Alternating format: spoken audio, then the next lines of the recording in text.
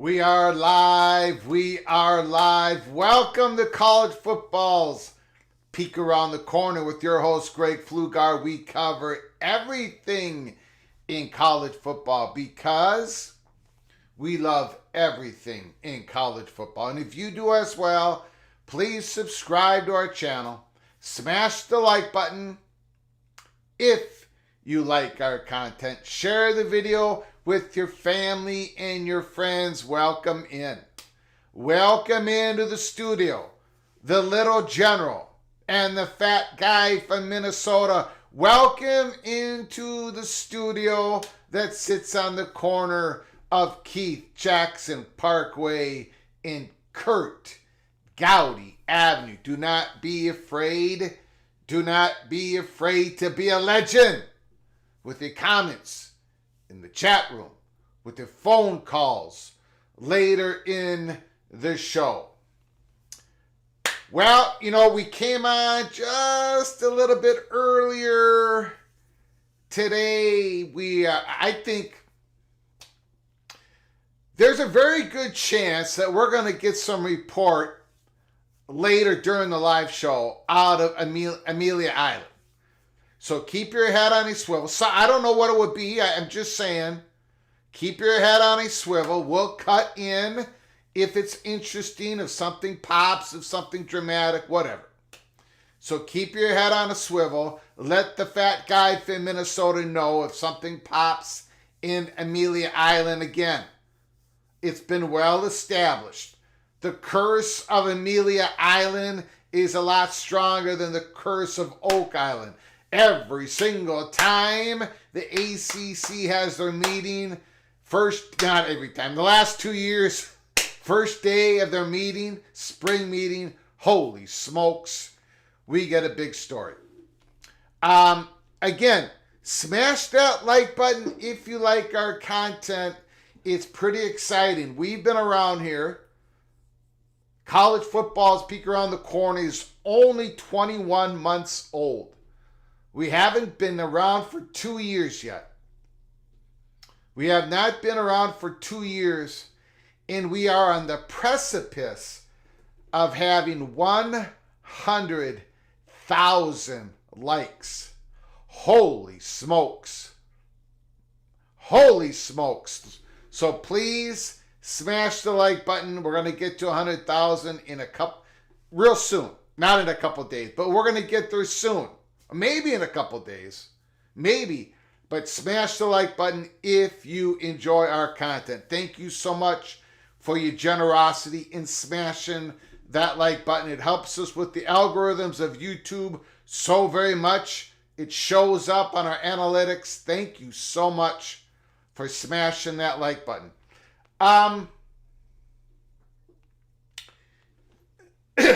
No, we were minding our own business. We were just doing a show. Excuse me. Just doing a show, just having some fun, taking what we do here seriously, but not taking ourselves seriously. Just having some fun. And remember when I got I had to stop the show because we received some information. We received some information about the meeting for Thursday, closed meeting. I had to stop the meeting. I had to stop our little thing going on, our show. Had to take a ponder, had to take a look, had to ask a question. I thank you for your patience. We don't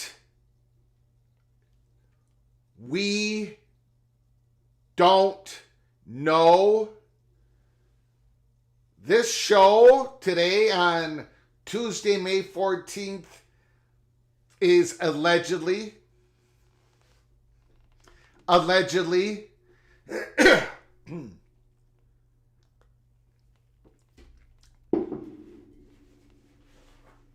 it's impossible for us to connect all the dots. We do have some. And we're going to get into the back end of the monologue. But we are willing to speculate. Allegedly. A little bit more than speculation. An educated speculation that UNC, University of North Carolina, Chapel Hill starting block to get off the block may be built this Thursday, 2 days from now, in the closed door session. But let me make it clear, we do not believe it's a start of any sort of litigation. If it is, we'll take the L because we don't think that's what this is about. We do think, allegedly, that this is the starting block of University of North Carolina engaging in the starting block of a process with the Board of Governors.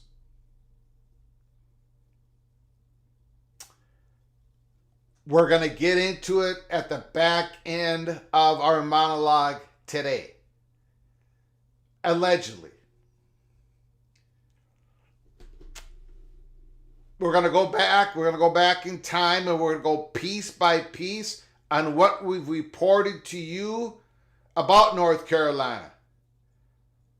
We've got somebody in the halls of North Carolina. We got a certain receipt that a month ago there was questions asked. Remember, we reported on a live show that one body of University of North Carolina, Chapel Hill, asked another body, how do we start the process? How does this happen?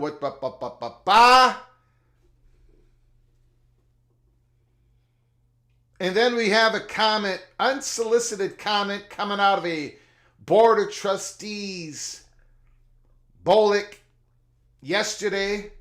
We saw the meeting. If you saw our live stream yesterday,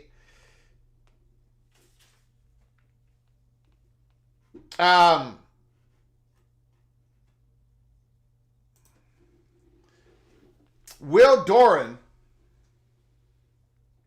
who does politics in the state of North Carolina, reports on politics, the news.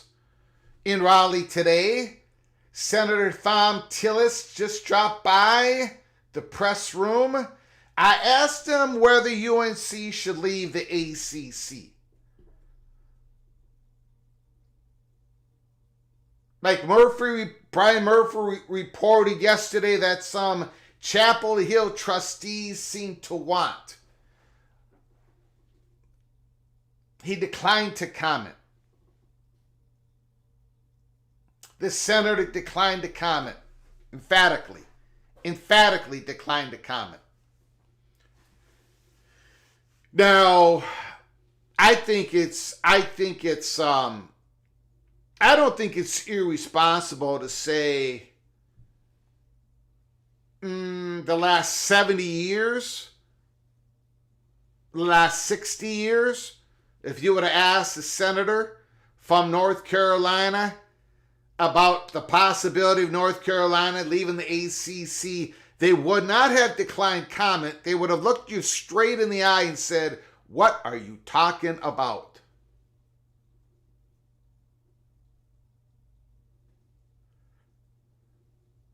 Right?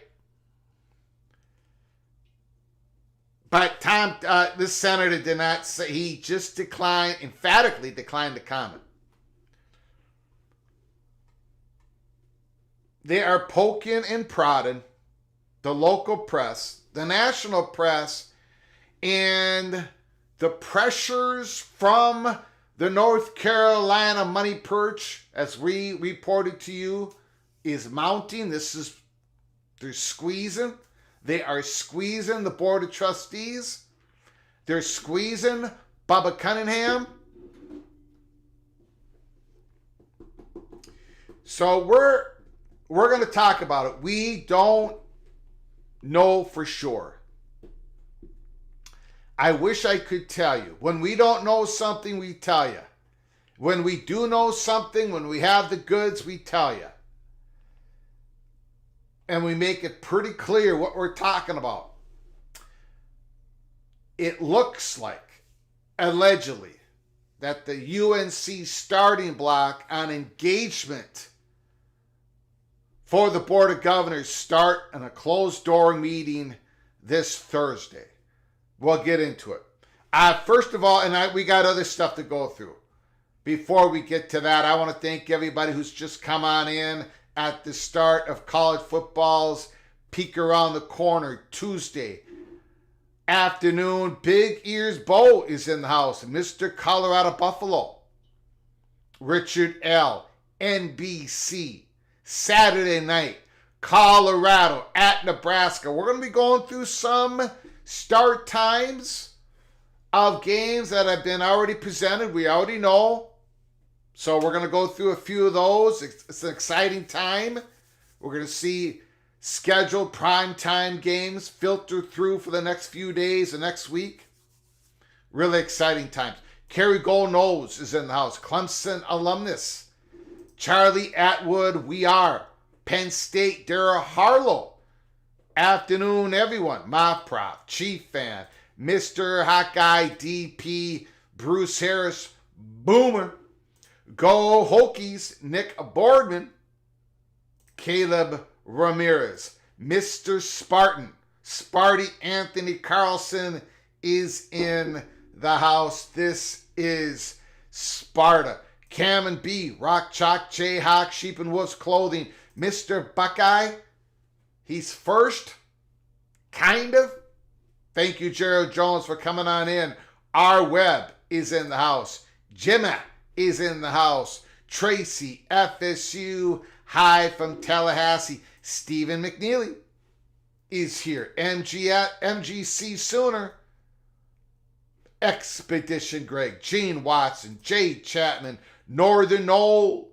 Sean Cornelius Green. Praise the Lord, Greg. Absolutely. Mr. Mountaineer. Jeff Morgan is in the house. Mr. Hurricane. Rock and Rant. Ray. USC Grateful Trojan, Janicer, Thomas, Joe Z, Ricky, the architect is here.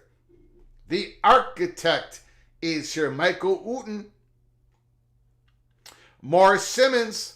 Holy cow, we got a lot of people here at the beginning of I guess it's not early, middle afternoon live show. Their Evil Badger, Ryan Willie is in the house. Tumasta is in the house. Carolina Soul is here. Ryan Thomas, don't be surprised if NC State starts making the same arguments. Laura Weiss, Texas Tech, Red Raider. Rock Chalk Flugarians, Fox is in the house. Go Black 45. Go Black 45 wants the G5 to have their own playoffs. Humble Bumble Duck from sunny Duckville. Mid-afternoons, Greg. Mid-afternoons to you, Mr. Marcus. Look, we got an early P Cloak and Dagger member, Expedition Greg. Thank you so much for becoming a member once again. I appreciate the generosity. You are hereby knighted, Cloak and Dagger. Expedition Greg. Thank you so much. I do appreciate it. Appreciate it so very much. Okay, let's get to the start of the show. Let's get to the show. Oh, Ryan Brooks made it in. Chad Bracey made it in. Beautiful. Beautiful. Let's go. John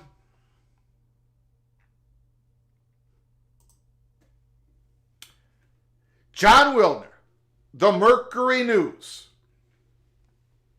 Pac-12 finally inks football and media deal with just 2 members. 11 of the Oregon State, Washington State home football games will be broadcast on the CW, while 2 will air on Fox Sports Network. Now, the 2 of them,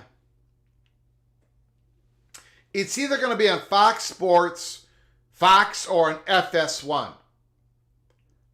And both those games, one is with Texas Tech, and the other is with Oregon, the Oregon State-Oregon game.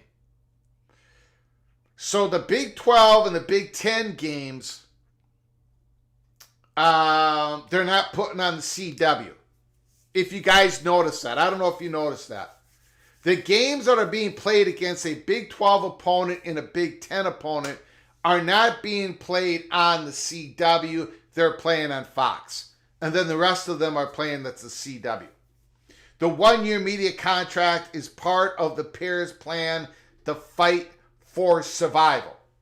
The Pac-12's new commissioner, Teresa Gould, has accomplished a feat that eluded her predecessor, George Kliavkoff. She has agreed to a new conference media deal. On Tuesday, today, the Pac-12 announced a 1-year deal in which 13 Oregon State, Washington State home games will be broadcast on the CW and Fox Sports. The league also announced a schedule for the CW games, with the Fox Sports kickoff times being announced later this month.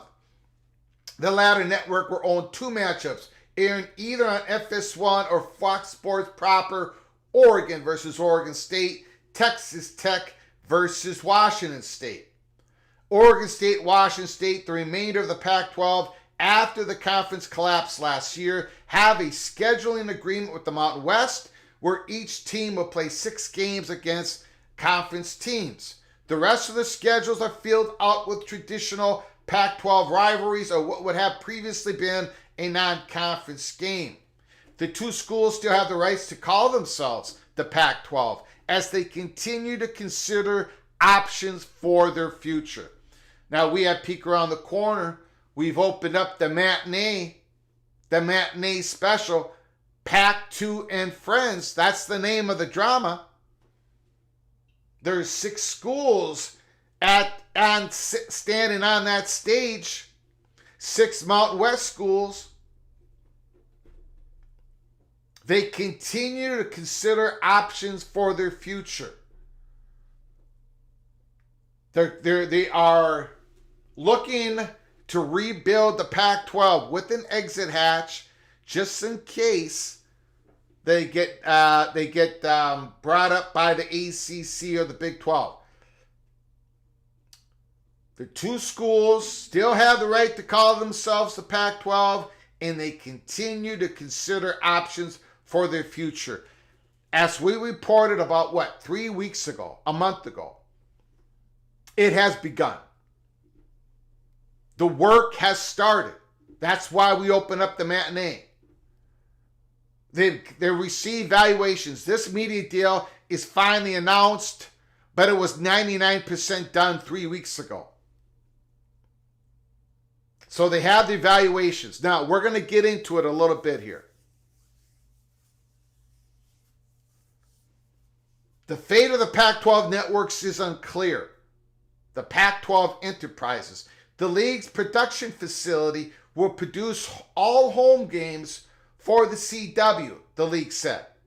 National exposure and the ability for Beaver Nation to easily access our games was a top priority during the process, Oregon State Athletic Director Scott Barnes said.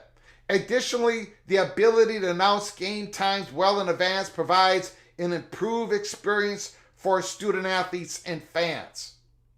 The Pac-12 did not respond to a request for the comment regarding financial terms of the deal. We're going to get into that here at Peek Around the Corner. We're going to touch upon it. The announcement is just one part of a multi-pronged process to keep the 2-member conference afloat after almost all of its members defected last summer when they weren't offered a lucrative enough TV deal.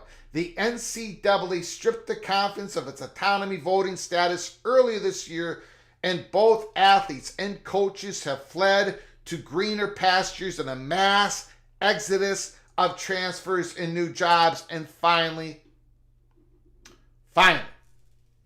still Oregon State, Washington State have worked to rebuild. They promoted Gould, previously a deputy commissioner, to the helm of the conference. They took departing schools to court and they won a lucrative settlement, giving them control over the Pac-12 assets and intellectual property, as well as the $65 million in hardy exit fees for each member of the Pac-2.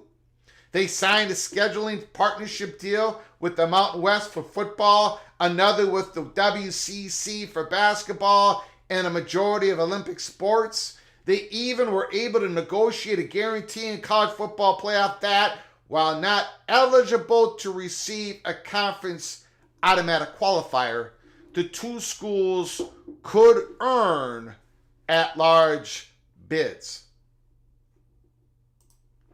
So what are they getting?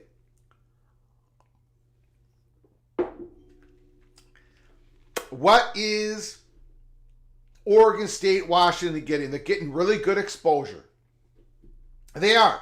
For what they could have received, they're a good fit with the CW. They are able to produce the games for them using the old Pac-12 network facilities. Now, the financial terms. It has been, should I use the word socialize? I'm going to steal that word from Ross Dellinger. Socialize. It's been socialized that Oregon State and Washington State are going to make about $7 million each. Do I have that confirmed? No. But we think that is the number. About $7 million each. That number is about what the AAC makes. However,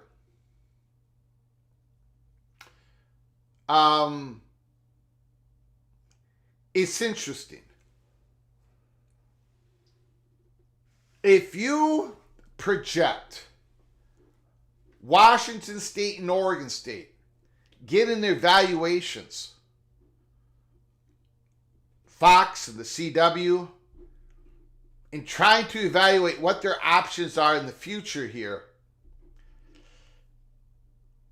and let's say they bring on the most valuable 6 Mountain West schools: Boise State, Fresno State, San Diego State, Colorado State, UNLV, and Air Force. From everything that people have talked to us, that would be an 8-team conference.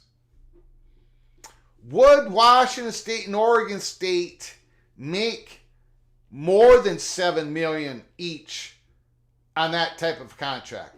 Now, some people's first reaction is no. No, because if they're getting $7 million and they're bringing on 6 Mountain West schools, their value is going to go down. That is not quite correct. Remember, when you are a standalone product, when you don't have your content bundled, there is a suppression on your value. There is an albatross laid around you because the network is taking more of a risk in you. And actually, so I think from what I've been able to discern, the money part was never going to pop through for Washington State and Oregon State because they're not bundling their content. But so it was always about exposure. But the number that they got, the valuation that they got, was pretty decent. Like, you can imagine. Well, we are here at Peek Around the Corner. You don't have to. But we can imagine Washington State and Oregon State getting valuations on those 6 Mountain West schools plus themselves for the contract for like 2026 and beyond, football, the whole contract, the whole deal, they're probably going to get more. They're definitely going to get more. Everything being even. It might be 13, 14, 15 million a school in a conference like that. It might be. It might be enough to lure those schools out of the Mountain West to be in this 18 conference, or if they can lure a couple AAC schools. All I'm saying is, from what we're hearing at Peek Around the Corner, Washington State and Oregon State should be even a little bit more optimistic in their ability to potentially create a Frankenstein G5 conference that is more valued, they're getting more money than the current AAC and, of course, the Mountain West that's currently exists. Just putting that out there. I think there's a little bit more, how do I say this? A little bit more, just more optimism that's going on as Washington State and Oregon State. Now, of course, they're not going to get to what they were making in the Pac-12. We're being relative to what the other G5 conferences are making, relative to what Mountain West Conference is making now, but more importantly, what the AAC is making now. They've already hit that peak, and I think it's going to go up some. So I think there's optimism reigning in Cougar and Beaverland today, Tuesday, May 14th.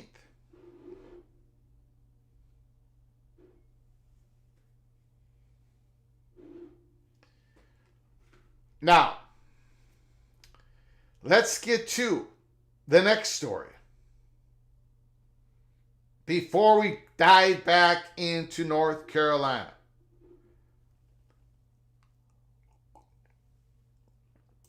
We've got some kickoff times.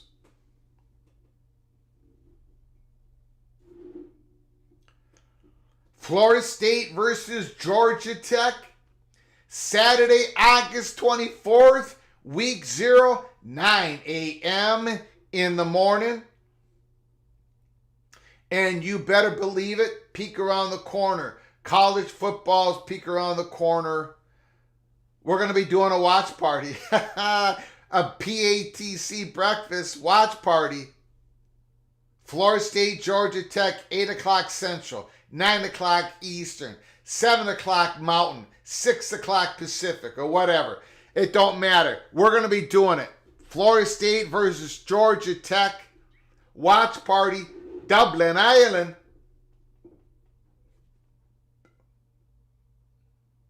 DJ Ungo Ungale versus Haynes King.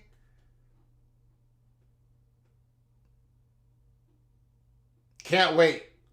Then Saturday, August 31st, Notre Dame at Texas A&M. Notre Dame at Texas A&M. More kickoff times. Barrett Sallee, August 30th. TCU at Stanford. ESPN. That's a Friday night, 9:30 Friday night, TCU at Stanford. Saturday morning, or for me it's Saturday morning, noon Eastern time. The Clemson Tigers, Carson Beck, Klubnik, Dabo, Kirby. Clemson versus Georgia. And then later on, Miami at Florida. 2:30 East or 2:30 Central Time, 3:30 Eastern Time. Holy smokes. Napier, Cristobal, they both need that win. They both need to win that game. They both need to win that game. They both need to win that game. Pay-per-view fridge rating race between Monty and Greg. God, the fat guy from Utah is no competition for the fat guy from Minnesota. They won't even put that up on the sports book.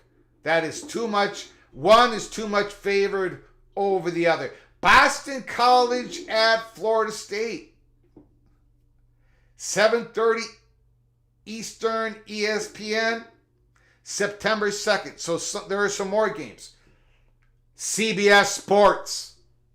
CBS Sports. The first year that it's all Big Ten. All Big Ten. September 14th. The Notre Dame Fighting Irish versus the Purdue Boilermakers. September 21st. The USC Trojans versus the Michigan Wolverines, the national champions. Holy smokes. And the Big Ten championship game is on CBS this year, December 7th. Now, in the current contract, I think it's one time on CBS, one time on NBC, and I think the other 4 were on Fox. I might have that wrong, but it's something like that. Something close to that. So this is the CBS spot. Big Ten.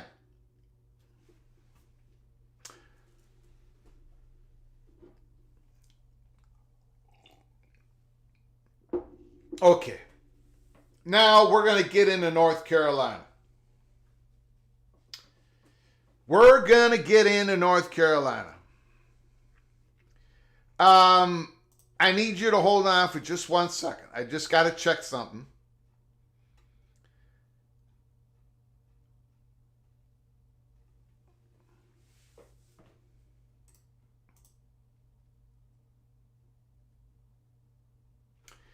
I'm just checking my notes. Hold on.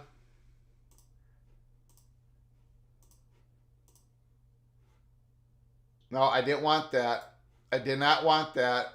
I did not want that.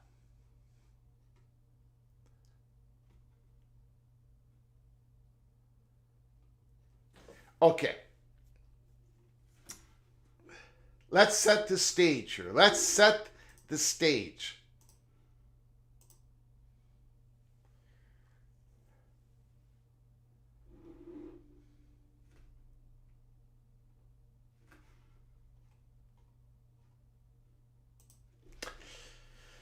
So, again, this part of the program, the back end of the monologue, before we get to your phone calls, before we get to your comments, super chats, and all that, we've got to talk. This part is all about the word allegedly, but about a month ago, we reported to you all that we received, and if we ever need to produce it, we'll be happy to produce it, but I don't feel the need to. I don't want to. We're not going to unless someone takes us to court. But we got the receipts. And if I did have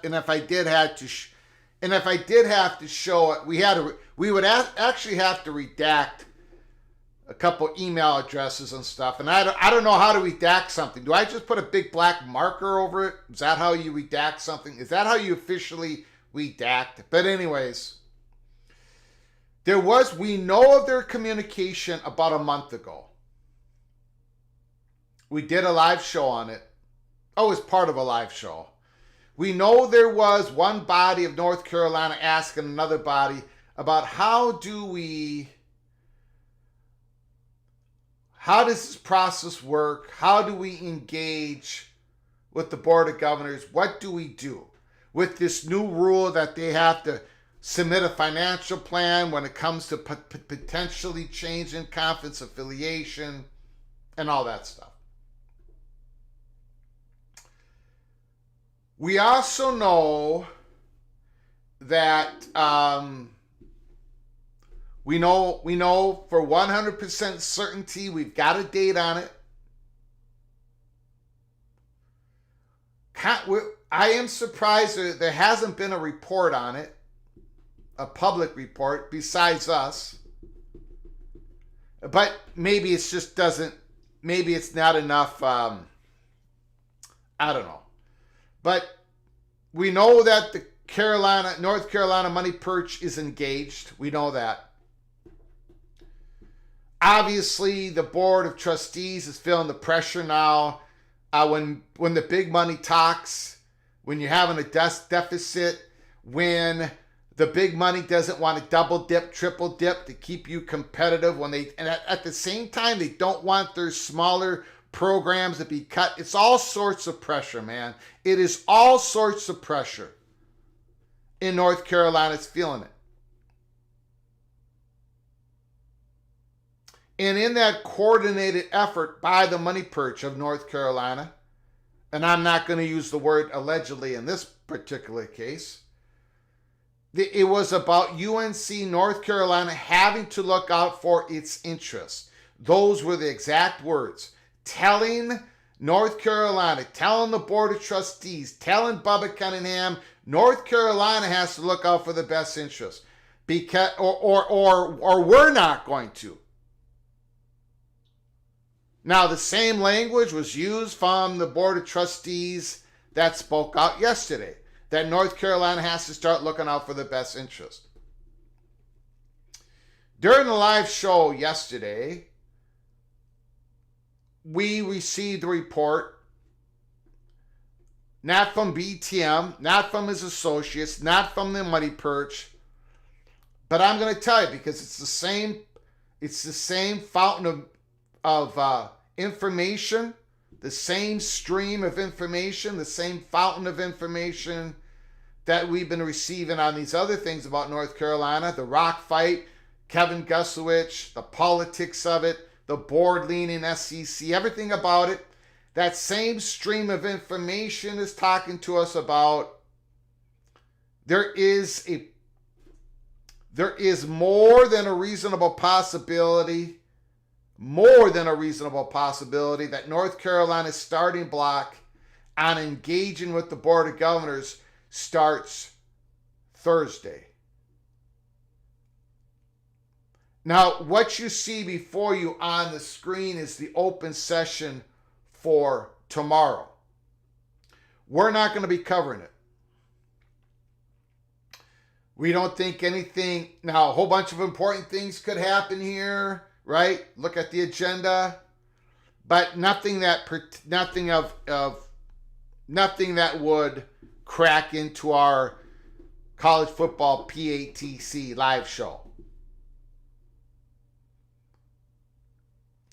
Thursday is a different matter.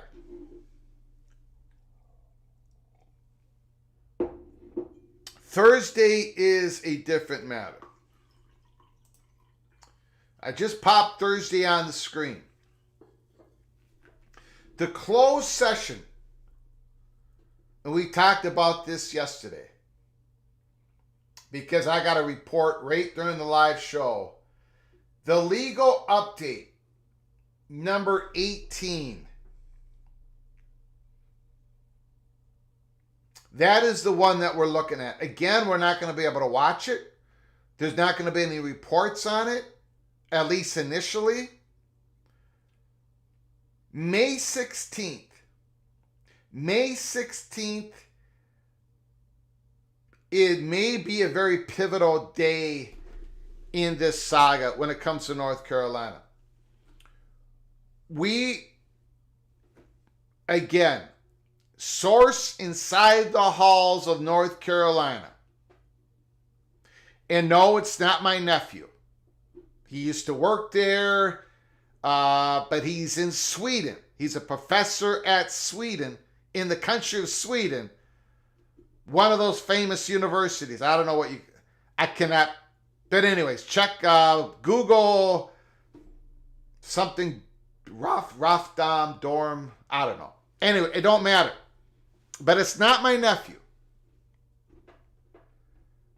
But information inside the halls of North Carolina.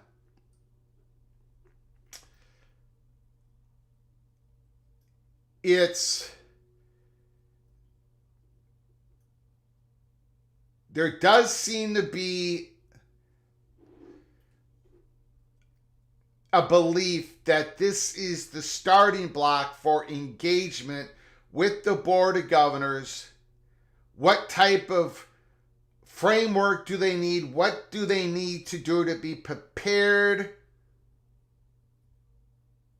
to cite their case, to let them know about the financial difficulty? They know. The Board of Governors know. But to have it in a certain document, this is the financial stress that we're under.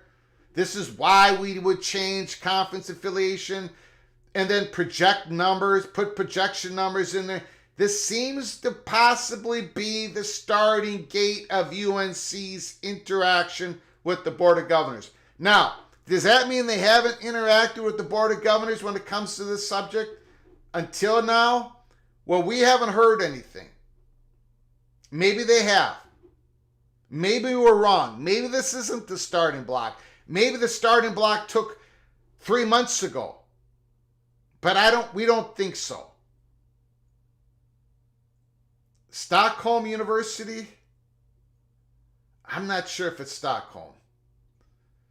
I don't think it's I'm not sure. I forget no, it's not Stockholm.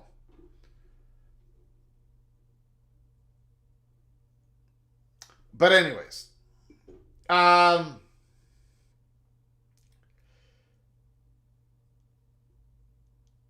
so this, I'm just, look, the Board of Trustees yesterday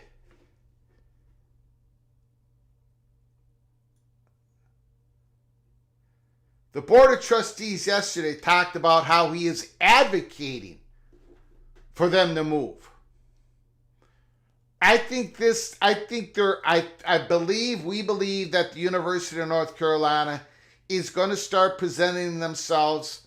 They're going to start advocating that they can have the ability to change conferences if the opportunity arises. None of this, to us, seems to be a start of litigation, going to the courts. But I think this is the start of the engagement with the Board of Governors. We think it's begun, or it's about to begun, during this closed door session Thursday.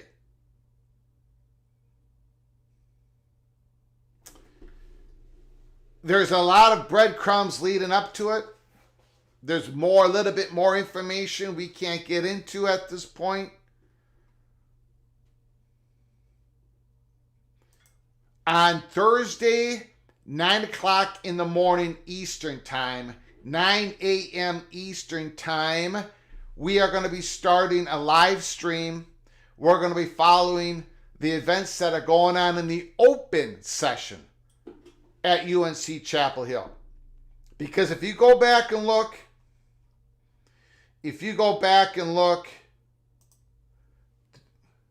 at the open session, number 6, the Board of Trustees Chair remarks, John Pryor. You remember, John Pryor has been no friend of Bubba Cunningham. He's publicly went after him a couple times. And Bubba Cunningham has said today, we covered it in episode 399 of College Football Speak Around the Corner. If you missed it, go watch our latest episode. That's for everybody. Bubba Cunningham says he's going to be there Thursday. The meetings, the spring meetings at Amelia Island, Florida, ends tomorrow, Wednesday. Bubba Cunningham says he's going to answer all questions Thursday. And I got a feeling that that's going to be an open session. And I am not sure if everybody's going to be able to keep their professionalism up at a decent standard. We watched the video yesterday together on a live show. It got a little heated. I think it's going to get heated tomorrow.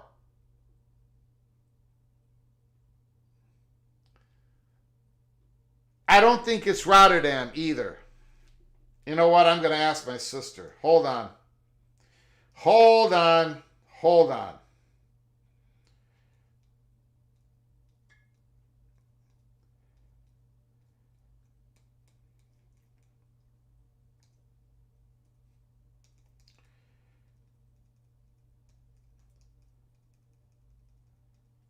Wait a second. I don't need to do that. I can just look at his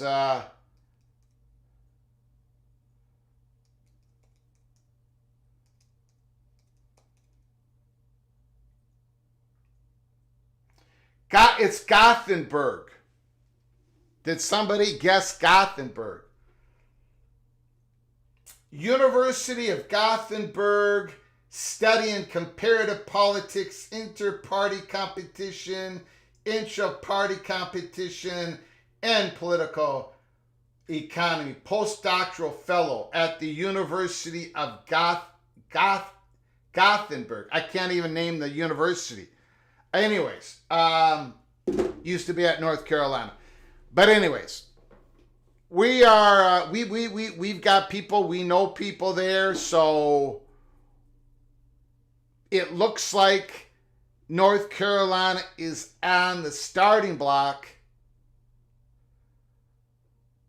of getting engaged with the Board of Governors.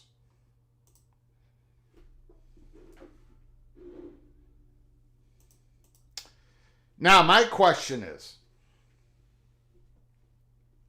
if this is the starting block, we don't know for sure. We think it is, or it's already started. Either this is the starting block, or it's more engagement. It's a different level of engagement. But do you believe that North Carolina State's going to be roped? Are they going to get involved in this University of North Carolina Chapel Hill effort to present their case? Look, remember the Board of Governors, remember one of their prerequisites.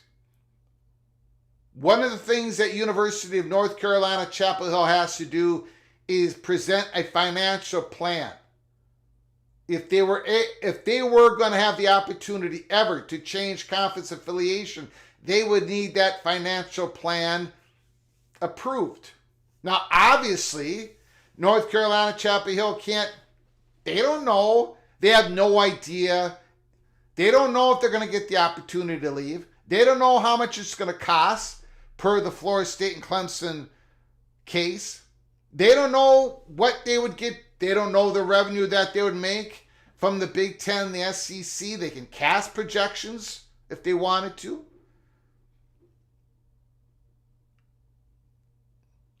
But it sounds like they want to get it started. The engagement. Legal counsel, what they can and cannot get when it comes to information. Remember, we often talk about here at Peek Around the Corner, and it's true. We often talk about the sensitivity that conferences have when it comes to talking to schools that are not in their conference. Realignment always starts with the school calling the conference first, not the other way around. First party talks, conferences having first party talks with schools that have their grant of rights out to 2036. As of right now, it doesn't happen. Been told straight out, no way would the Big Ten and the SEC ever do that. I know other people have reported differently. We're not going to report that. No way.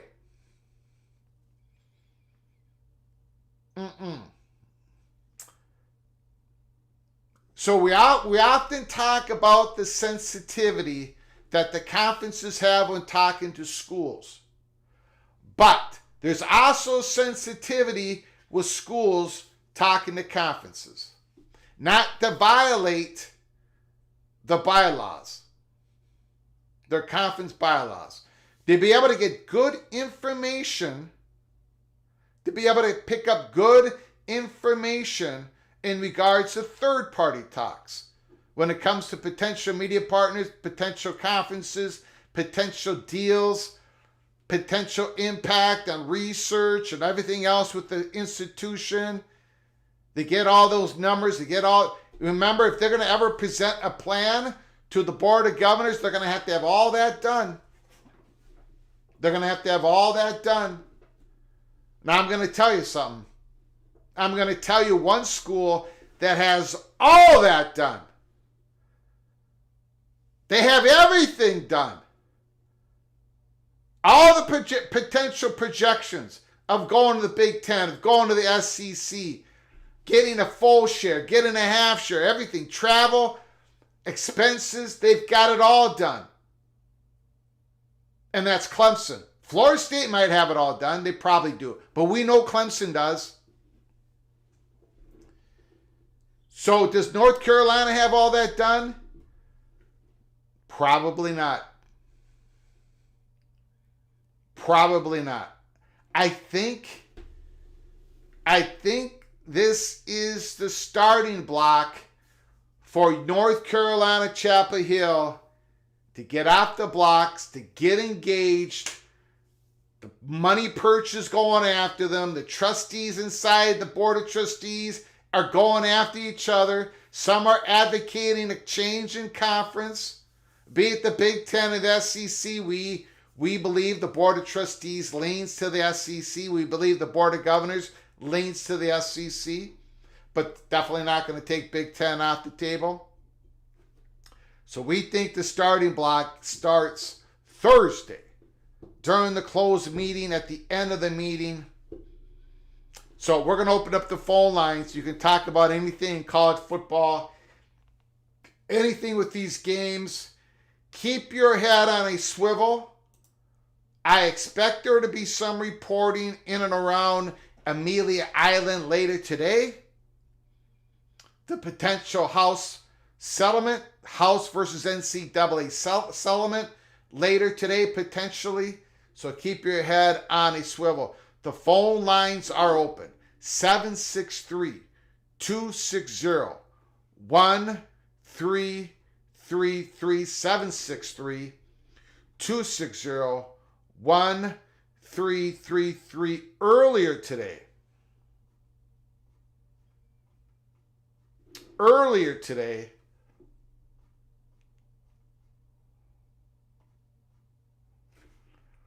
we covered, go ahead and give us a call. UNC, Bubba Cunningham says he's preparing to address trustees' financial concerns. Andrew Carter. Article came out this morning. North Carolina Director Bubba Cunningham on Monday mostly declined to comment about a scathing complaints university trustees directed toward him and his department earlier in the day amid a time of heightened economic anxiety throughout college athletics.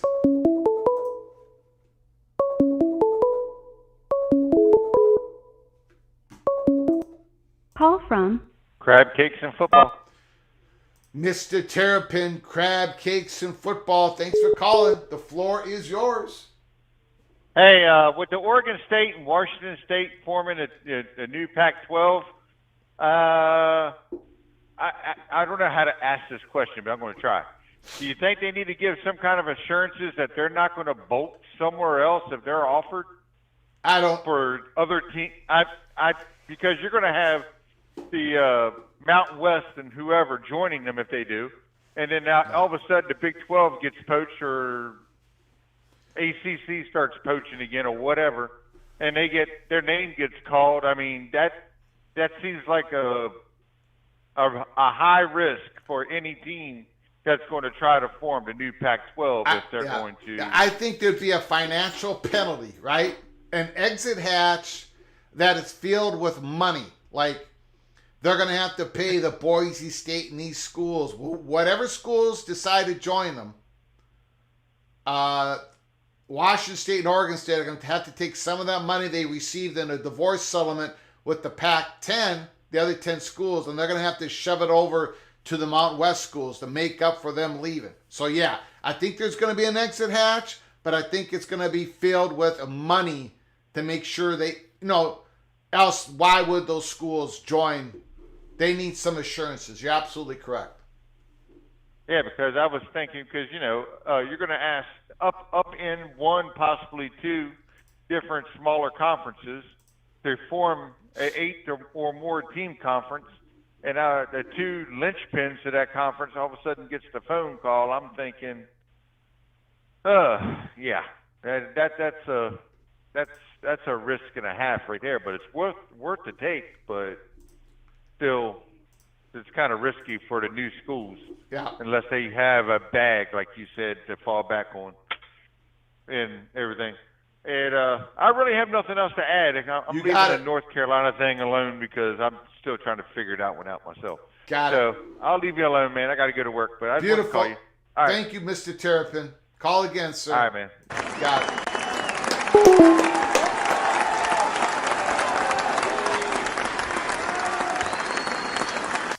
David Smoke of 365 Sports. Mac Rhodes, the Baylor athletic director, confirmed that SMU is a non-conference opponent home and home. SMU and Baylor 2025-2026. Call from Chris Kenny. Chris Kenny is on the line. Thanks for calling, sir. The floor is yours. Hi, Greg. How are you? It's been a while. Yeah, it's been a while. I appreciate you calling again. I'm doing good. How you doing? I'm doing all right. Just grinding it out in Washington, D.C. rush hour traffic. Oh, boy. So that's what I call it. Oh, boy.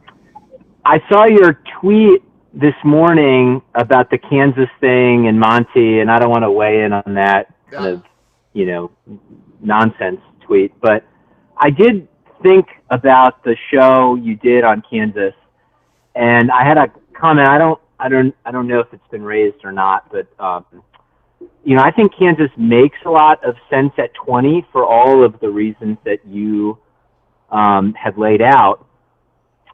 But I kind of wonder who's team number 19 and who's team number 21 if the SEC were to go to 20. Like, who's the first team out? And it sounded like in the rundown you gave, 16 and 17, or excuse me, 17 and 18 would be Clemson and Carolina. And then 19 is Virginia and 20 is Kansas. I would suggest maybe a slightly different order, and I want to hear what you think about that. Notwithstanding everything that the North Carolina Board of Trustees is doing at Chapel Hill, I'm still highly skeptical based on everything that's being reported that North Carolina and North Carolina State can be separated and some sort of calimony tax, tobacco road toll, whatever you want to call it, is feasible.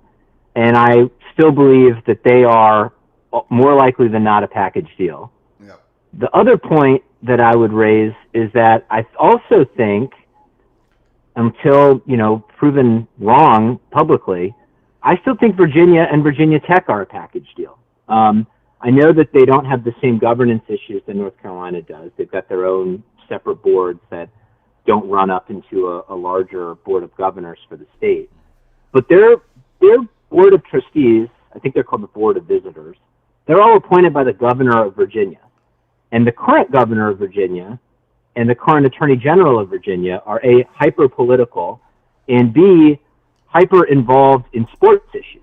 The current attorney general, you'll recall, sued the NCAA and succeeded in getting an injunction on all of the NIL rules against that the NCAA was attempting to enforce. He threatened to sue the NCAA over James Madison's bowl status that became moot when they qualified for a bowl anyway.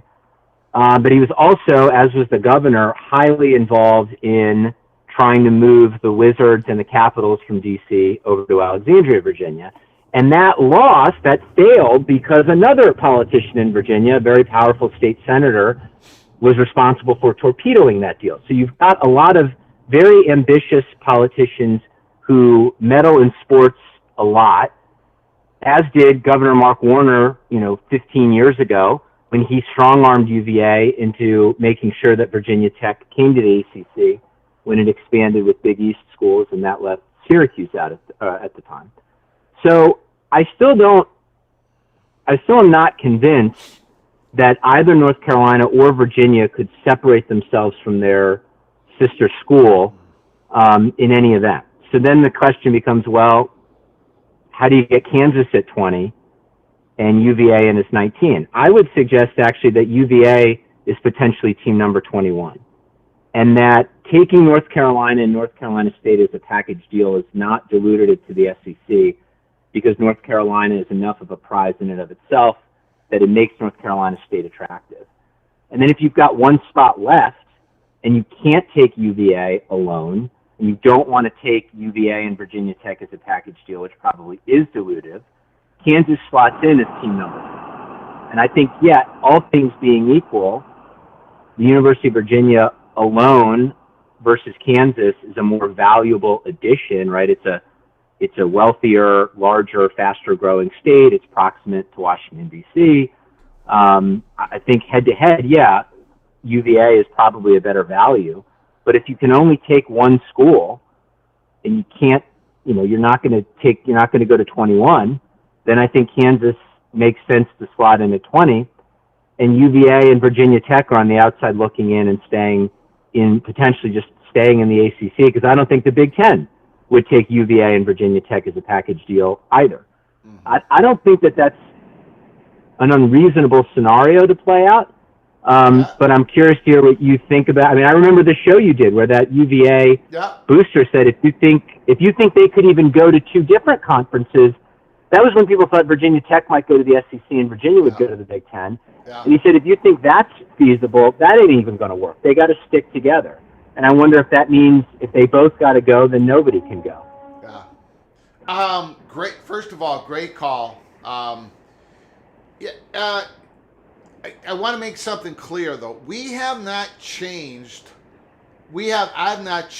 what we believe is chalk for the SEC if they go to 20.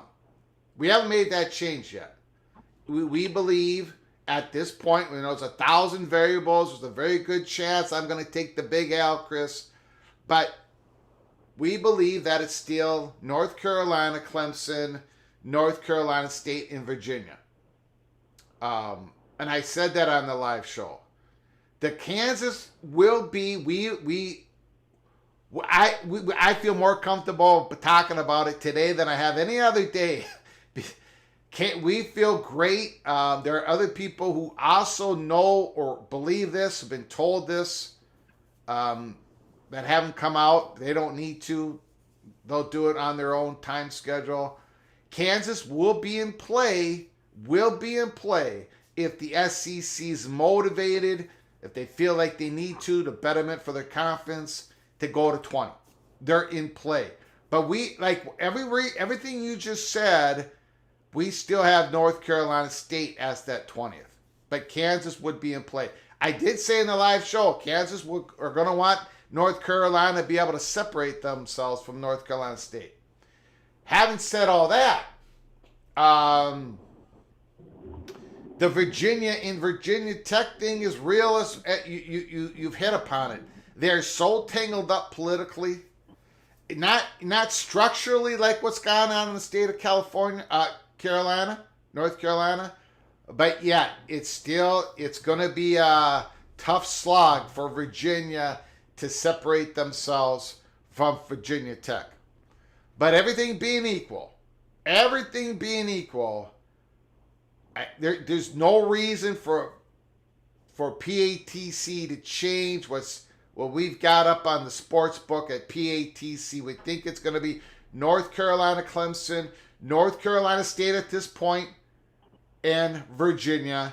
And it's going to be a hard slog for Virginia to separate themselves. So that's how we're looking at it. but everything you said is absolutely correct. All those angles that you brought up, and there's probably a whole bunch of other angles we haven't even thought of right now. But yes, you brought up many, many, many good points. And that it is so difficult to handicap this because there's so many different angles, so many different variables to all this. And again, we don't even know if SECs, they might not go to 20, man. They might not go to 20. They might stop at 18. We think they're going to go to 18 because they're going to try to protect North Carolina from the Big Ten. But we think Virginia, North Carolina are going to go to the same conference, the SEC. I believe, I don't know, Pete Thamel has reported it. Paul Feinbaum has reported it. We have been told this by not those people, but other people. So we think it's North Carolina, Virginia, Clemson, and then that 4 schools probably at this point. North Carolina State's in a decent spot. Kansas is going to be in play. Maybe Virginia Tech. I don't know. We'll see. Yeah, I mean, it could all be a moot point, honestly. Yeah. We're changing so fast, and if, to me, 24 seems just just as possible as 20 if the whole damn thing blows up, and maybe there's a spot at the table for everybody. But just something to bear in mind. I think the Virginia situation is sticky, and we'll see how people try to untangle themselves from it. Yeah. Anyway, that's all I got. It's a game of entanglement. You are correct. Thank you, sir. Yeah. Appreciate it. All right. Peace. Great call. Absolutely great call. Chris Kenny brings up 1,000 great points.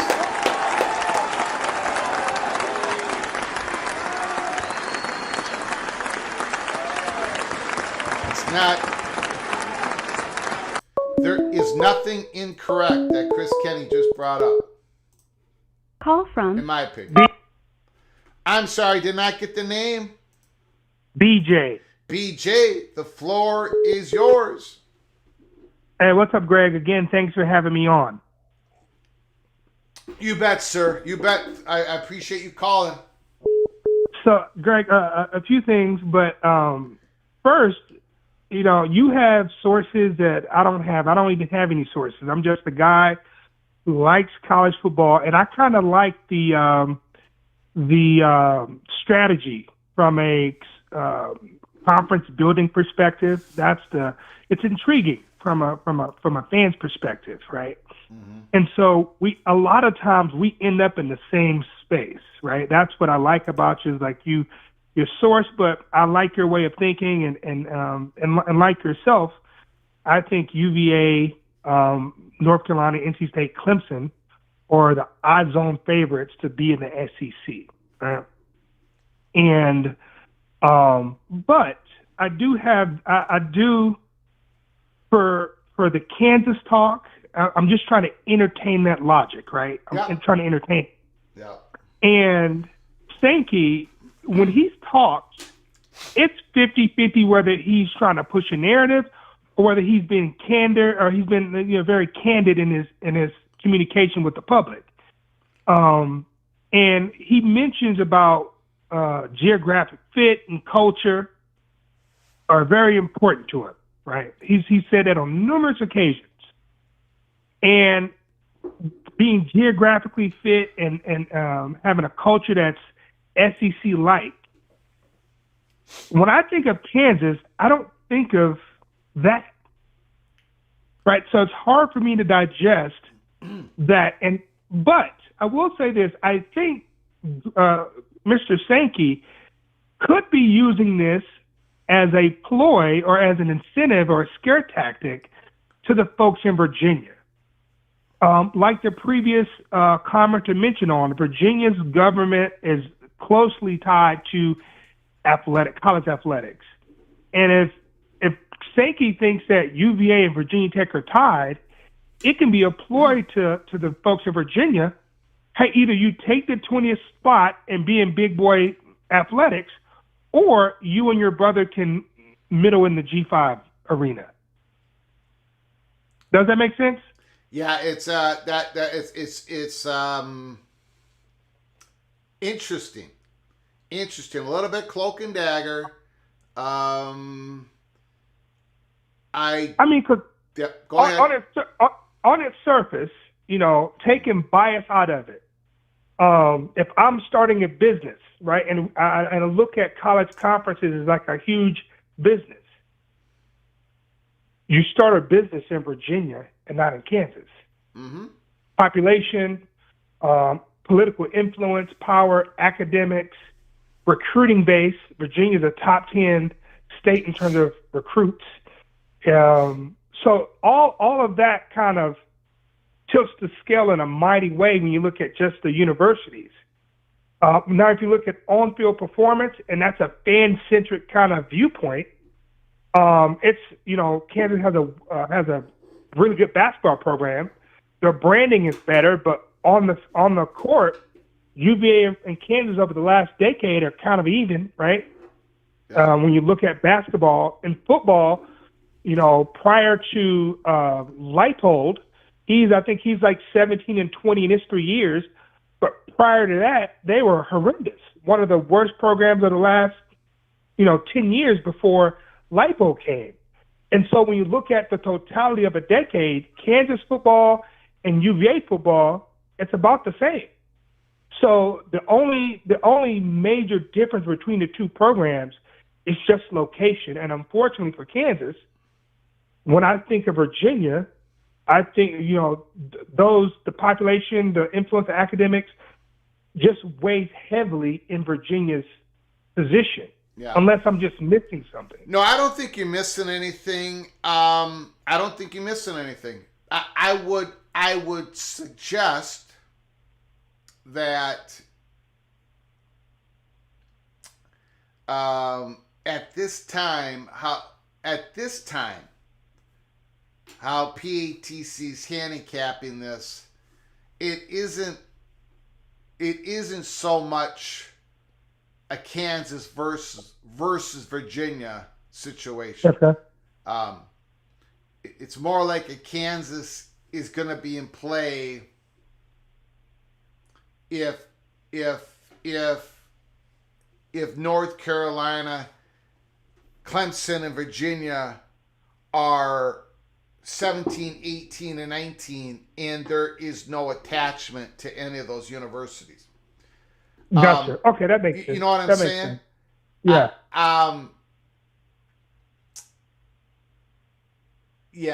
We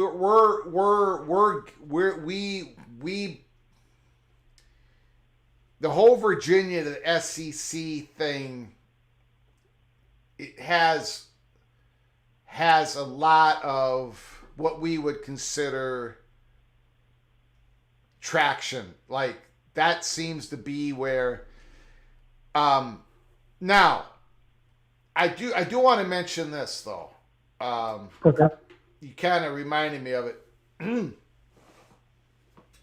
There's also this thing of internal conference politics. Like Kansas, okay, they're not the culture. They don't maybe have the demographic money. Although Kansas has a whole lot of money in that brand. There's a whole big market for college basketball. So, but having said that, there is this internal, like, the Big Ten, they're going in their 19th and 20th school are going. It's going to be in the East. It's going to be in the Southeast, unless Notre Dame pops, and it has to be, because first of all, it makes sense. Fox Sports, but internal politics of the Big Ten is demanding that, because there are schools in the Big Ten that acquiesce to the Washington and Oregon addition. So there's schools, Ohio State, Penn State, they're going to be calling the shots on this. And it's going to be in the Southeast. The SEC has internal politics, right? They added Texas and Oklahoma, baby. They're going to virgin country in the East. Going to go up north a little bit, in the east, big population center. This is their targets. They're going east. They're demanding that.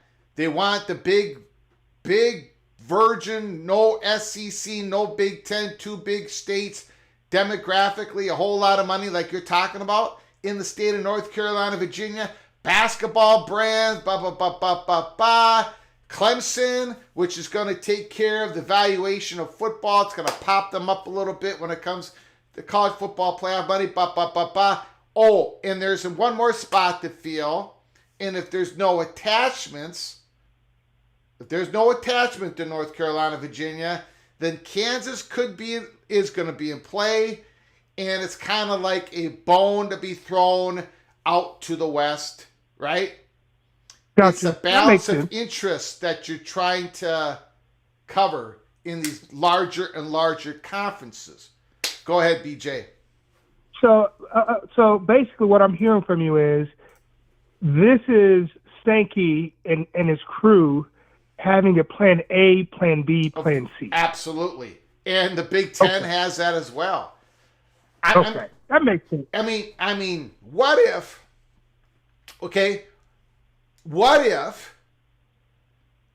how this implosion happens, we've talked about this before, BJ, but it could be reality.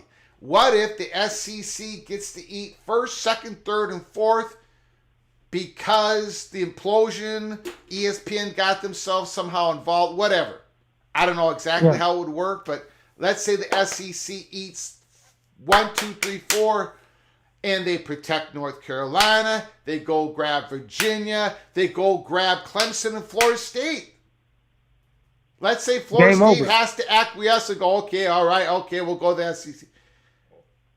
Big Ten's going to have a plan B, right? Yeah. They're going to go into this. If the ACC implodes, the Big Ten is going to go into the Southeast, even if their first top two targets are gone, North Carolina and Florida State.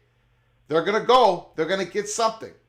So you got to have a plan B. And you're right. But SEC has Kansas is in play. That's all I can. Go ahead, sir. I can digest that. Yeah. Also, from Sankey's standpoint, the SEC, what I've noticed that they are very different from the Big Ten and in the conference makeup. The Big Ten seems to have the flagship school of each state, right? Mm-hmm. Land-grant school. But it looks like with the SEC, right, they have a lot of states where they doubled up. Texas, they doubled up. Alabama, Tennessee, Mississippi. If they were to get the four that we I think, the Carolina schools, UVA, and Clemson, they can have from North Carolina, South Carolina, Alabama, Mississippi, Tennessee, Texas, doubled up in a lot of states. I don't see the Big Ten ever having two schools in one state, personally. I don't think they operate that way. The Big Ten already does have that. Well, North Carolina and Indiana and Chicago or Illinois, right? And Michigan. Yes. And I think Michigan State was like the last school to get accepted when I think the votes were against them from what I read a long time ago, but they eventually got in as a non-AAU team. Yeah, the University of Minnesota sponsored the addition of Michigan State. Michigan sponsored the addition of Pittsburgh. It was a big battle internally, and Minnesota won the day, and Michigan State became a member. They need to thank Minnesota every time they get a check from the Big Ten. They have. They've done special stuff between the two universities. Yeah. Okay. And lastly, before I get out of here, is I'm just coming back home, so I haven't had a chance to kind of look at anything. You guys are like the first channel I come to when I digest college football. But did there anything happen with the ACC meeting today? Or I do not know. I expect there to be some breaking news during our live show. So I'm asking everybody to keep their head on a swivel and let me know in the chat if something breaks. Okay. You got it? Well, I'll be here. And once again, thank you very much for allowing me to be on your show. And you guys have a blessed day. Appreciate it. Great call, BJ.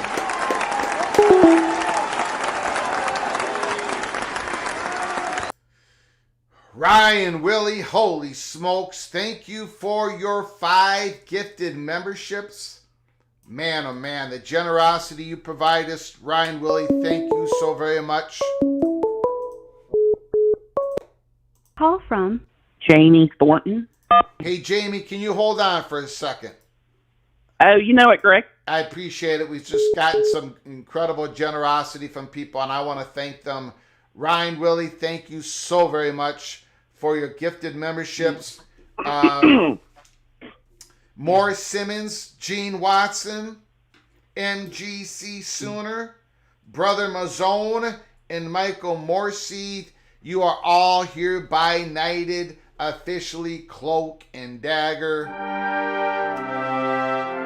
Congratulations. Please say thank you to the Evil Badger, Ryan Willie, for his incredible generosity. You all can go look at our early peak members only episode. And for everybody, we did drop episode 399 today. 399 on UNC's continuous rock fight. Go check that out when you have a time. Chris Hughes, thank you so much for your super chat. I do appreciate it. Calling my shot. Chris Hughes is calling his shot. SEC takes North Carolina. North Carolina State, Virginia, Virginia Tech, Clemson, Georgia Tech. Holy smokes. Seals off the South. The Big Ten takes Florida State, Miami, Notre Dame, and Stanford. Both go to 22 and stop. Chris Hughes has called his shot here at Peek Around the Corner. I appreciate it, Chris. I appreciate that boldness. That boldness. Even though your cheese might have slipped off your crackers some, but I do appreciate your boldness. Thank you so very much. Appreciate your generosity. Chris Hughes, once again, ACC schools are first. Kansas and Oklahoma State would be 23 and 24 for the SEC. If not Kansas, then they would target West Virginia or Louisville. Kansas chooses SEC or the Big Ten. ACC schools are first. Interesting. Thank you, Chris Hughes. Appreciate you again, your generosity to the channel, your great comments in the comments section. Always. Thank you, Chris Hughes. And Kerry Gold knows there's more to it than Florida State carrying the flag in the Southeast for the Big Ten. Florida State wants to be the one that let the Big Ten in the door. Holy smokes. Kerry Gold knows. They want to be the tip of the spear, so to speak. Okay, Jamie. Thank you, Kerry Gold knows. Thank you, Chris Hughes. Thank you, Eva Badger. Ryan Willie, for your incredible generosity. Jamie Thornton, Mrs. Arkansas Razorback, the floor is yours.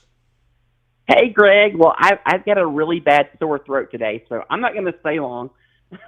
Okay. My wife was cracking up. We were both cracking up with the cheese off the crackers. Yes. I was trying to keep that. But I had several people request that I called in. So I suggest anybody that really has a lot of questions about Kansas go back and watch your show, because you pretty much nail it, everything. That even that I know, I know I'd gotten word of everything going on with them a couple of months ago when this stuff started. But I would just tell people this, and you've mentioned it before. And one of the reasons I decided to go ahead and call in is you were talking to it at the end. I don't think people understand with conference realignment, and this is what I've been told by multiple people, not just you. The commissioners, of course, they're going to do what's best for the league, but a lot of this is driven by the presidents of the school. And you talk about relationships, and you have to have relationships built up, and how important that is. And I don't want to go into too much detail. I know you can't say too much about it, but yeah, once you get a school president or presidents that start pushing for that, you even talked about the meeting with the Big Ten with Miami, the same kind of way.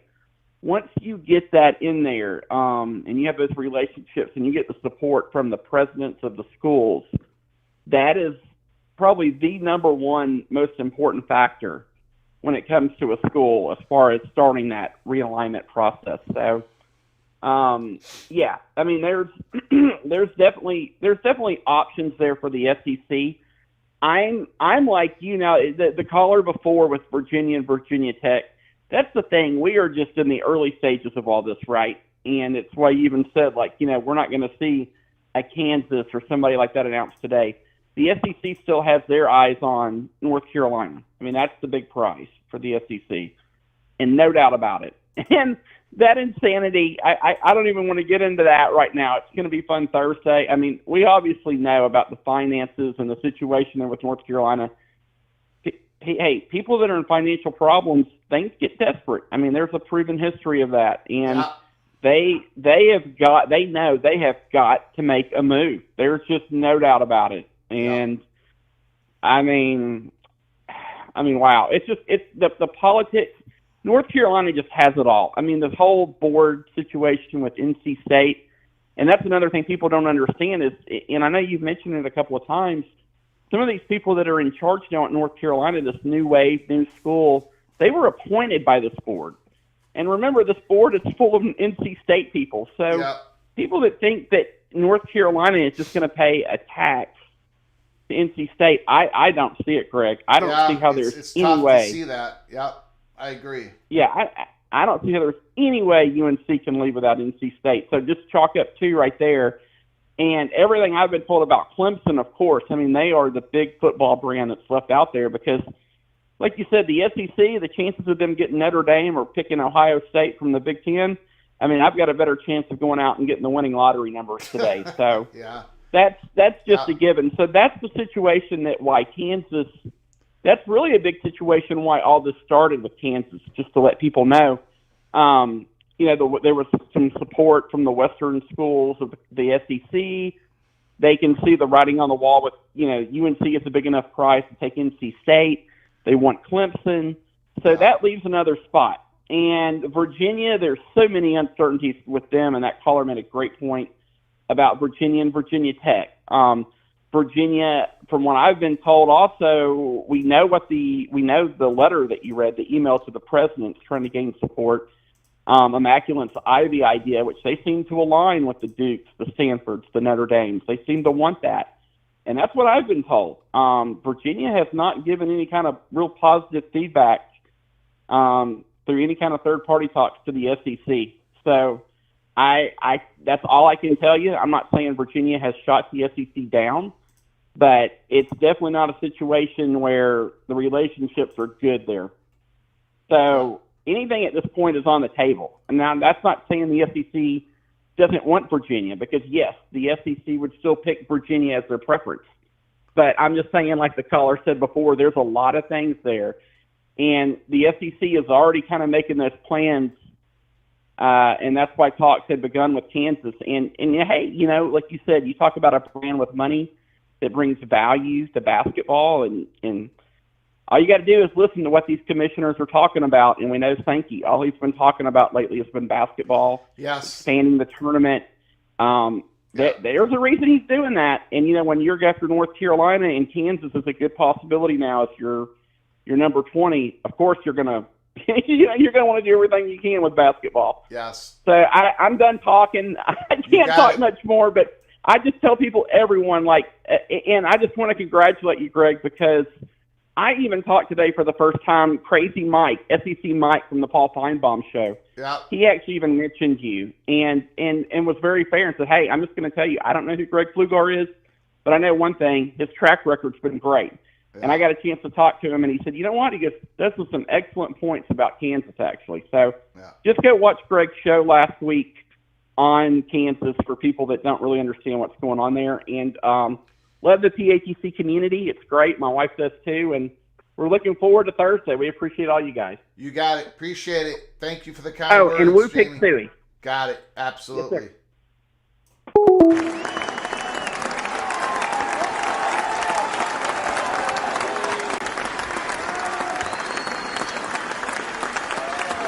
Yeah, I would say thank you for the kind words, Jamie. There has been a lot of people who have reached out, and I'm not going to, you know.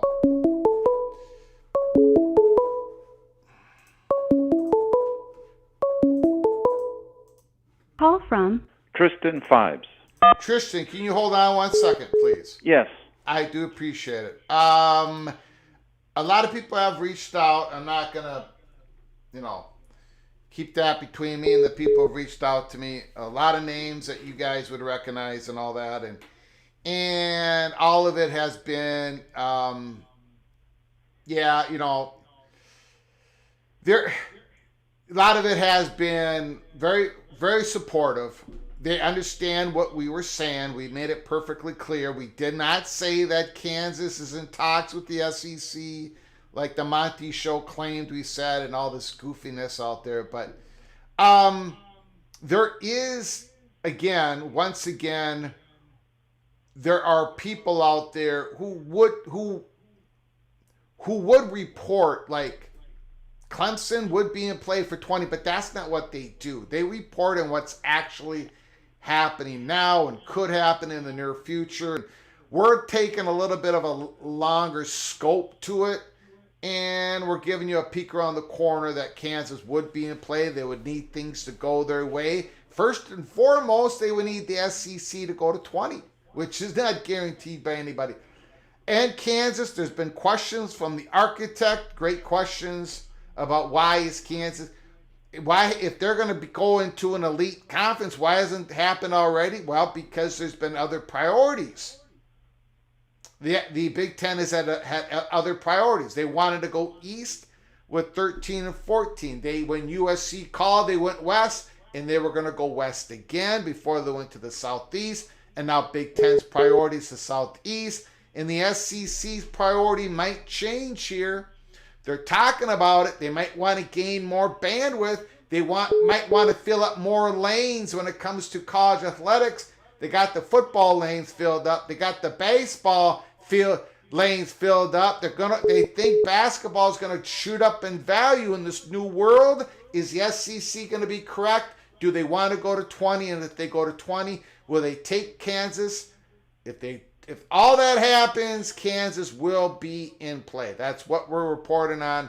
I appreciate it. Before, Tristan, we get to you, I do have a very generous super chat from Kenneth Maynard. My scenario is Clemson, North Carolina State, Virginia to the SEC, and Florida State, Miami to the Big Ten, both to 20. That is currently what is at PATC's Any Given Saturday Sportsbook on the that is down by Keith Jackson Parkway. Appreciate it, Kenneth Maynard, for your generosity. Thank you for the super chat. Tristan, thank you for your patience. The floor is yours. Hey, Greg. Thanks for letting me talk here. You got it. I wanted to bring something to your attention. I don't think you've mentioned this. Did you happen to talk about the Sports Illustrated article from Pat Forday from yesterday, where it's the title of it is ACC at a Crossroads, Jim Phillips facing internal and external threats to league survival? I read it.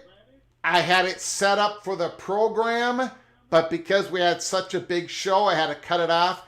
But I did go into parts of it in the article. But go ahead and say what interests you about that article. But I do know of it, yes. Yeah, you know about it. So towards the bottom of the article, there's a blurb in there where they're quoting, Pat Forday is quoting Coach K. Yes. And it says, instead of further following the dictates of football, Krzyzewski has another idea. We have a conference that in a lot of ways wants to split, he says. I'd like to see us talk to the Big East and say, let's form the best basketball conference. Not everyone has to play football. Right? So in this article, Coach K is pitching the idea of some ACC schools reaching out and maybe joining with the Big East. Yes. And therein, I think, might lie a clue as to what's going on behind the scenes. It sounds to me like if he's saying that, And maybe he's just saying it as misdirection, right? There's always a I have it up possibility. I have it up on the screen for everybody to see what Tristan is saying. Go ahead, sir. Okay, so to me, Greg, if he's suggesting this, that tells me that there's a very real possibility that Duke does not have a landing spot in the P2. If he's floating this idea, well, and I don't, but possibly I don't know how much. I don't know what Mike Krzyzewski, like what he's told. It's a pretty good point to make. I don't know. You could be right on that. well, so here's a couple of things to consider in all of this. So far, in realignment, schools have only moved either one at a time or two at a time. Okay? Yes. If we're talking about, now I understand that because of a particular situation, the Big Ten will be receiving 4 new schools Yeah. this upcoming season, but Yeah. they did move in pairs, and this was a process that played out over a couple of years. Yes, sir. Yeah. I think the same situation is in play with the SEC. They're not going to move more than 2 schools at a time. They can't do it, right? It's just too hard to do. Yep. So very good point. Yep. I think that if we're talking about UNC to the SEC, then they get one travel partner in this round of expansion, and it ain't Duke. Okay. I would agree. We haven't had anything Duke come across our table in any conversations I've had. So Right. unfortunately. And so if you go just ahead. kind of go down that rabbit hole a little bit, it's a private university. Duke is absolutely awesome brand in basketball, incredible academics, but it is a private university, and politically, if UNC can only bring one school from the state, it would have to be NC State because that's a state institution like UNC, right? Yes. So I'm looking at the situation and thinking, okay, if they're bringing someone, it's got to be NC State. And if they are wanting to bring UVA also, I'm thinking some of your people who have posted messages, I think, might be on the money here. It's probably going to be UNC and UVA initially, and then the follow-up will be NC State and Virginia Tech. And they'll go in pairs. And Greg, I don't know if they can get Duke. To me, it sounds like they can't get Duke into the SEC. And I think that's a hard sell with the presidents of the SEC because no state in the history of the SEC has ever had 3 universities in the conference. In its history, Greg. Mm-hmm. They've had 2 from Georgia, 2 from Louisiana, and then Tulane and Georgia Tech left. And they've got 2 from Alabama and 2 from Tennessee and 2 from Mississippi, and now they're going to have 2 in Texas. But no one has ever had 3, and I just don't think that they're prepared to afford that honor, for lack of a better word, to the state of North Carolina, who's never even had a single school in the SEC. Well, and all of a sudden they're going to get 3. I think the presidents are saying no. Yeah. You get 2. 2's the max. We're happy at 2. 2's great because you get the top 2 brands and you get a built-in rivalry. But 3 is a hard sell, and I just think they can't do it. And I think Duke, if this quote means anything, it might be some kind of misdirection. But if there's real meaning behind it, it tells me Duke does not have a landing spot in the P2. I also think it means something else. Mike Krzyzewski says, we have a conference that in a lot of ways wants to split. Okay? So he knows, right, that there's schools that want to split, right? Right. Right? He's saying saying it out loud. I like to see us talk to the Big East and say, let's form the best football basketball conference. Okay, I think he's actually kind of saying after we split. Even though he doesn't say that, after we split, but I think he's looking at, let's form the best football basketball conference combination. Not everyone has to play football, so have some basketball affiliate programs join. Come on. Florida State would not be for this. Clemson would not be for this, right? So I believe what he's saying is after the split, let's form, I don't know this for sure, Tristan, I'm just speculating here. Let's form the best football and basketball conference. Not everyone has to play football in our new ACC conference. There's only one conference that thinks about basketball every day of the year. That's Commissioner Val Ackerman in the Big East. If you're a partner with them, that's a really good thing. I also think it says, and we're getting a lot of this here at Peek Around the Corner. I don't know if everybody's going to be wrong. I don't know if everybody's going to be correct. But it ain't just Brett Yormark. It ain't just Greg Sankey. It's like people want to make sure they have their basketball value, their brand value covered in this next iteration of this world that we're creating. Everybody's betting that the basketball value is going to shoot upwards. I don't know if they're going to be correct, Tristan, but that's what they're putting the chips in. Yormark, Greg Sankey's about to do it, and we think he's about to do it, and now you got Krzyzewski saying this new word. I think he's saying after the split, let's think about bringing on these big valued Big East programs into our ACC basketball conference. The floor is back to you, sir. Well, that might very well be the case, Greg. I mean, look, your guess is as good as mine, right? Yeah. None of us really knows the future, but it's very interesting that he would even be saying that. And I think, Duke, Duke could get into the Big Ten if UNC was going with them and they said we get to name our partner. And maybe they could get into the SEC with the same tactic.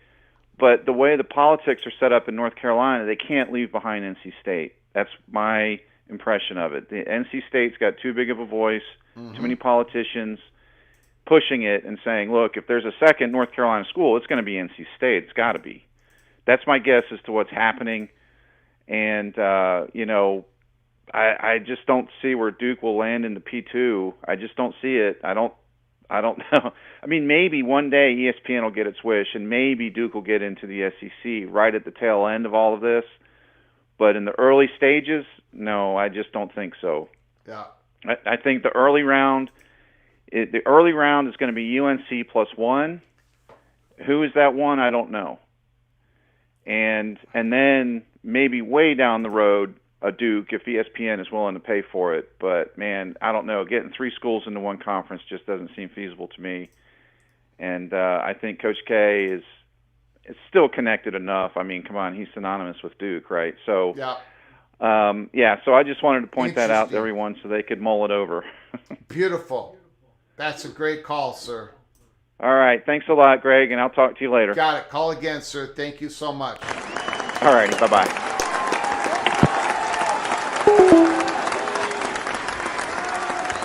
Another outstanding phone call. Another outstanding phone call from Tristan.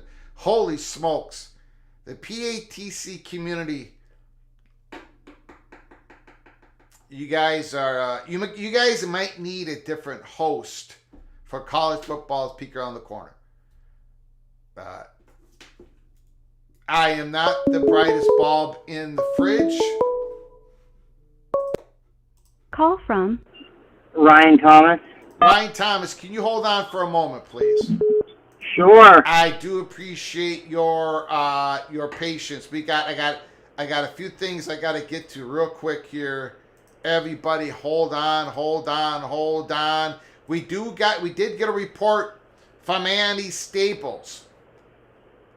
He is there, Amelia Island, Florida. Florida State Athletic Director Michael Alford says the Florida State contingent and Clemson's contingent have been able to participate fully in the ACC meetings. Haven't been kicked out for any discussions. Very, very, very, very interesting.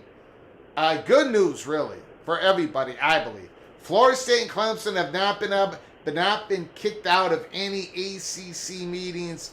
That is big news. Big news. Holy smokes. Vox Quindaro, thank you so much for your incredible generosity to this channel. Thank you so very much. Big super chat, no comment. First super on the live stream here at College Football Peek Around the Corner. Thank you, Vox. Thank you so very much, and I love the avatar. Thank you.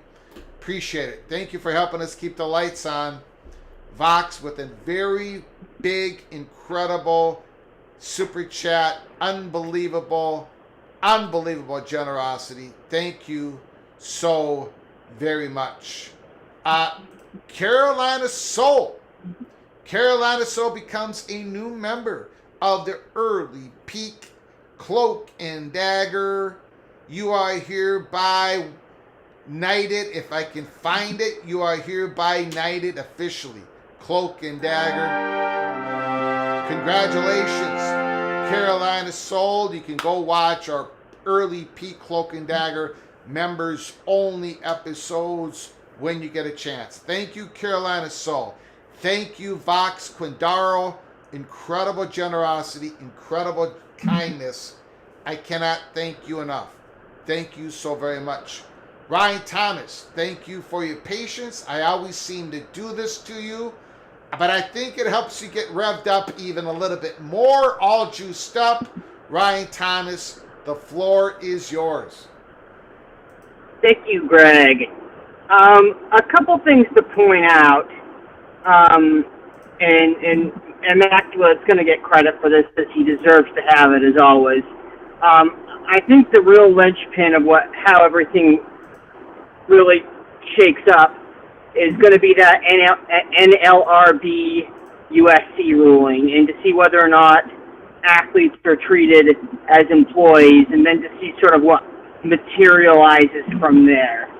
I do want to say,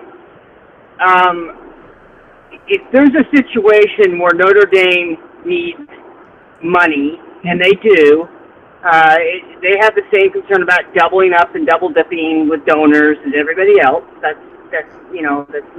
nothing new. But if they want to get that $75 million a year from their NBC deal, or make thereabouts, I mean, they're going to need a lot more than playing an ACC schedule without Clemson or FSU. Yes, sir.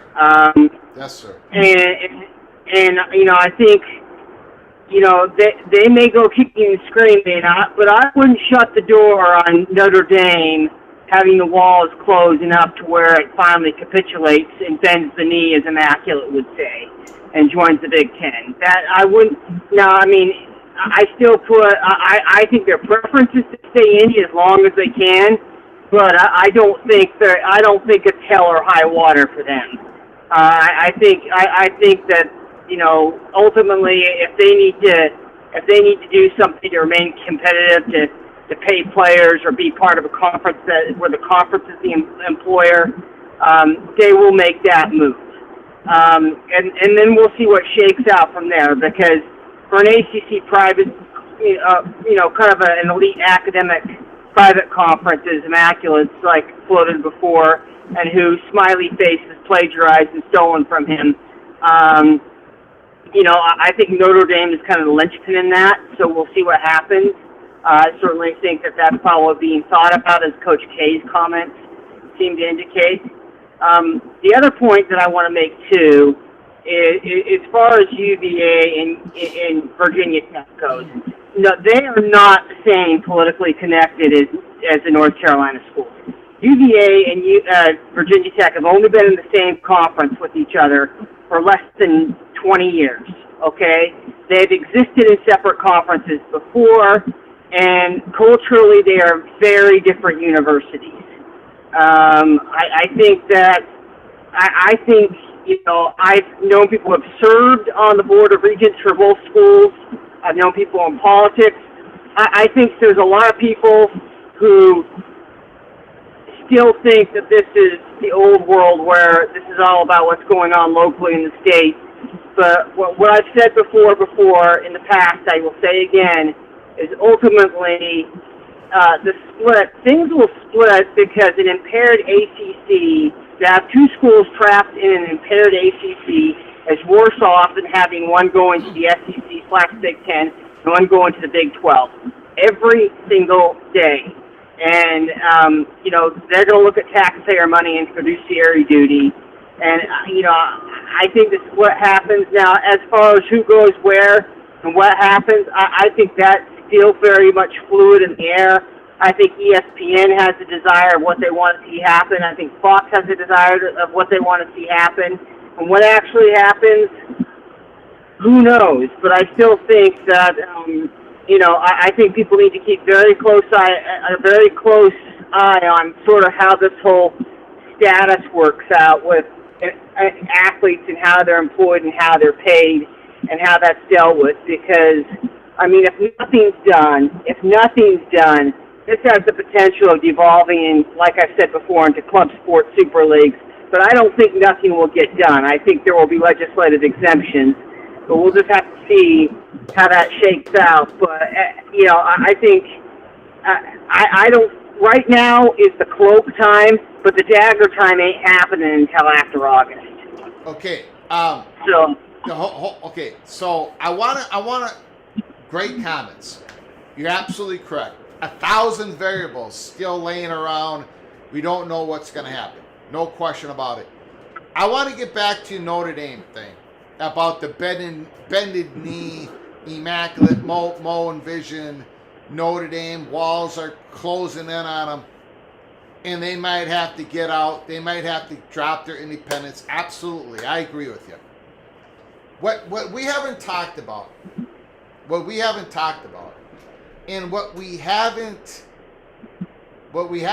about, and we should have. Shame on me. I keep forgetting to talk about it, and I haven't seen anybody else talk about it. You remember, Ryan, when... Boy, I hope you remember this, because it was a while ago when people were talking about this Super League stuff, right? And people were talking about the breakaway, the possible breakaway.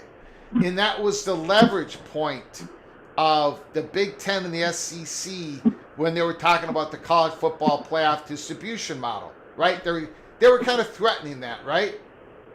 You remember, Mr. Ryan Thomas, there was a report, and I want to say it was Ross Dellinger. I pray either you remember this or somebody else in the chat remembers this.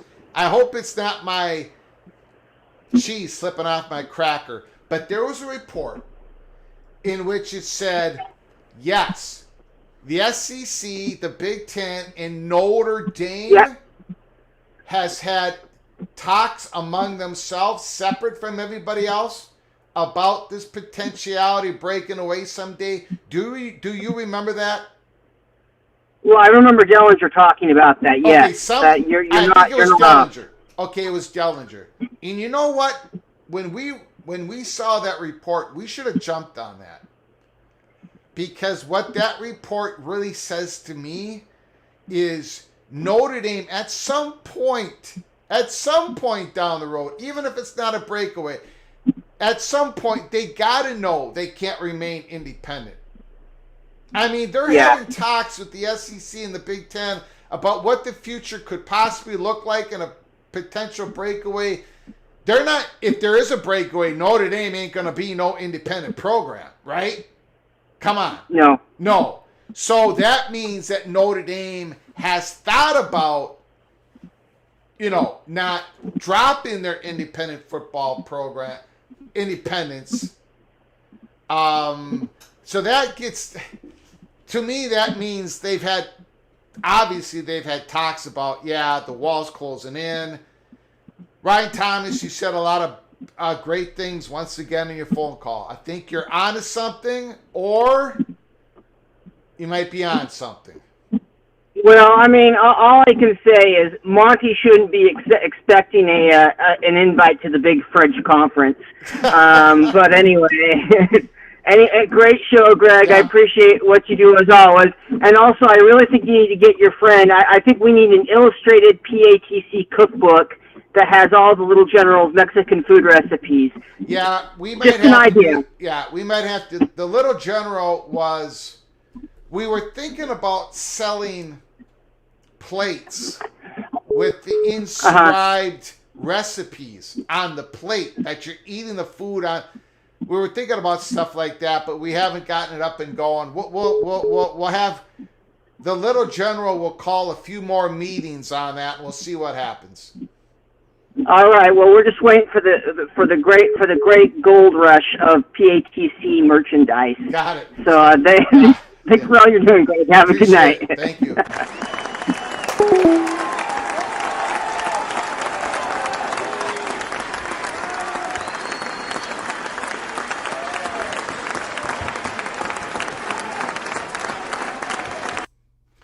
Incredible phone call once again by Mr. Ryan Thomas, Anthony Carlson, Sparty.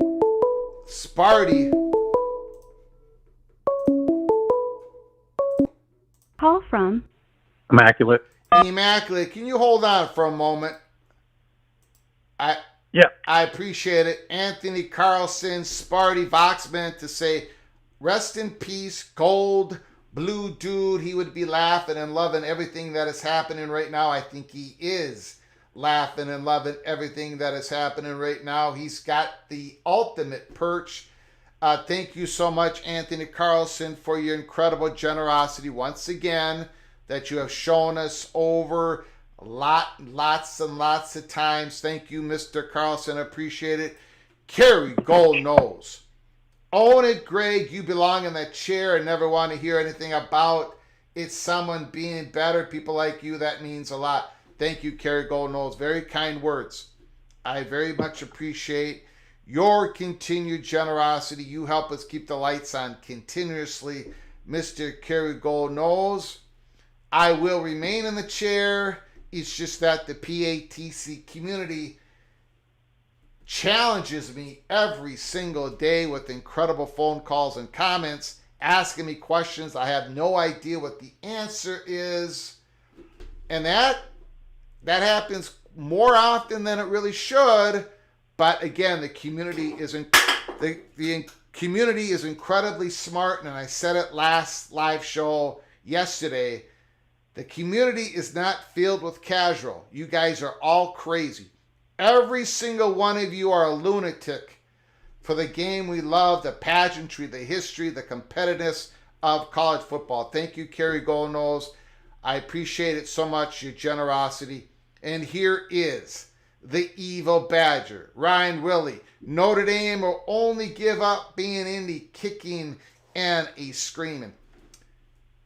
Maybe, but again, they were meeting with the Big Ten and the SEC about a breakaway, and they wouldn't be Indy in that particular case.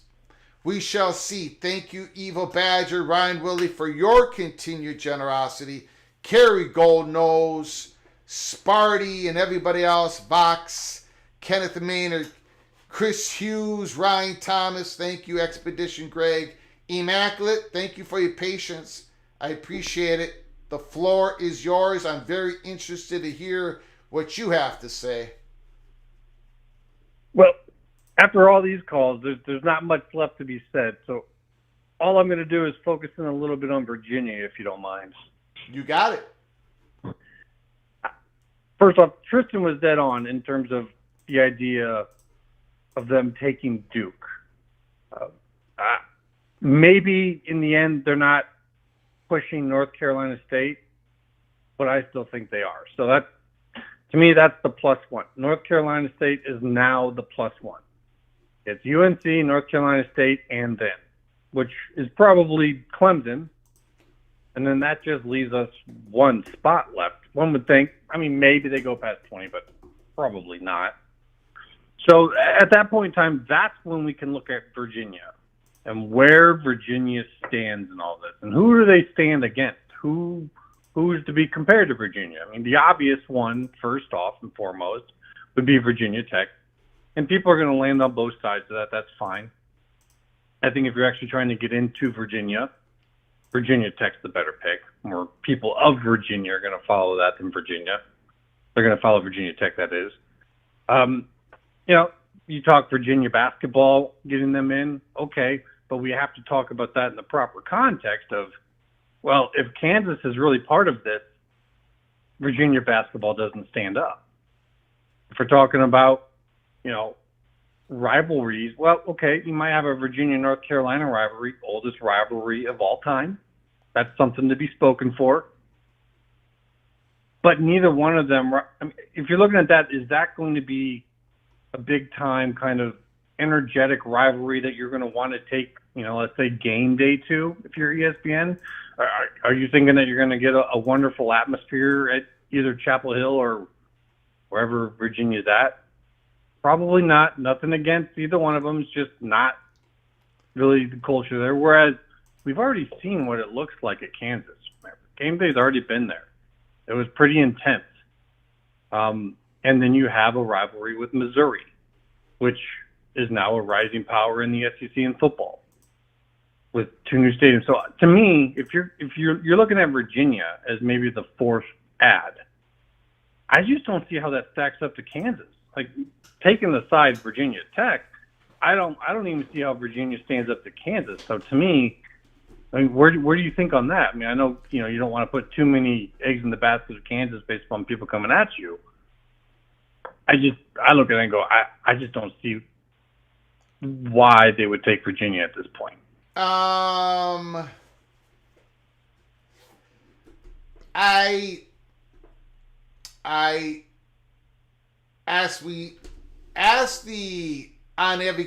any given Saturday sports book, the board says Clemson, North Carolina, Virginia, and North Carolina State is our chalk, the favorite.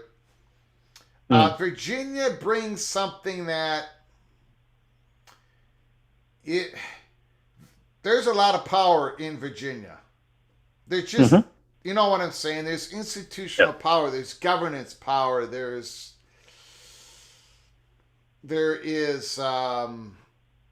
there's money. It's just the Virginia Cavaliers are, it's not a hotbed of football. Their fan base is a more professional fan base. But there's a lot of power there. And I do not, if you're asking me, I do not see a scenario. We're way more bullish on Virginia to the SEC than we have been at any time thus far. So I can't show it to you on a spreadsheet. Everything you say is absolutely correct. But I think Virginia is going to be taken well ahead of Virginia Tech.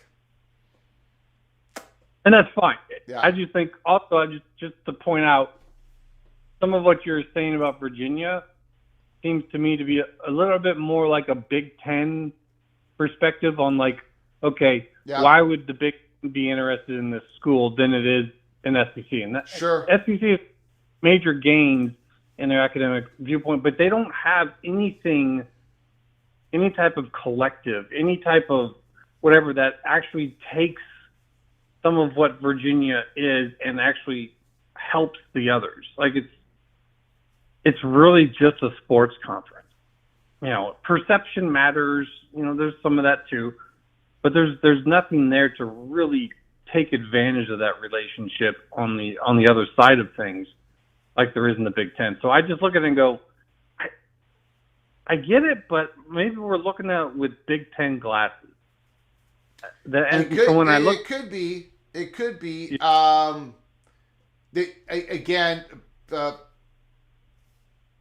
I'll just say the associates that I talk to a lot of them don't have the Big Ten glasses.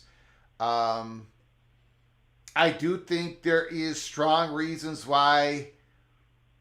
very strong reasons why Pete Thamel and Feinbaum mentions Virginia as one of the top candidates for SEC. We've been told that they are right with North Carolina. So, look, again, if you put it on the spreadsheet, if you put it what I would look at, I agree with you. But I'm going by what people that have known. If the decision makers are still leaning that direction, then that might be the direction. Yeah. So, but you make a great point, Immaculate, like always. I just kind of want ESPN coming in and says, we appreciate that you like them. That just doesn't work for us. Uh-huh. Like, because if it comes down to like, oh, they got basketball, but Kansas is better. And I don't know. We'll see. I just wanted to throw that out there as kind of like a little counterpoint to see what you thought on it. But that number 4 pick, that's going to be the big question right there, I think. I think that the first 3 are pretty much locked, and after that it becomes, opinion. And the opinions of those making the actual decision are what matter the most. So we'll see. Yeah. All right, buddy. Good talking to you. You're absolutely correct, sir. Once again, Immaculate, genius, Iowa Hawkeye. Thank you.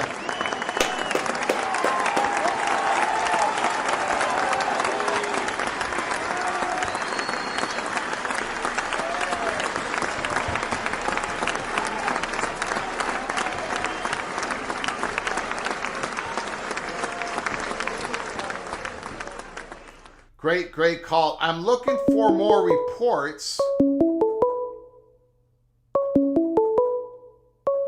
Okay, I do have a report.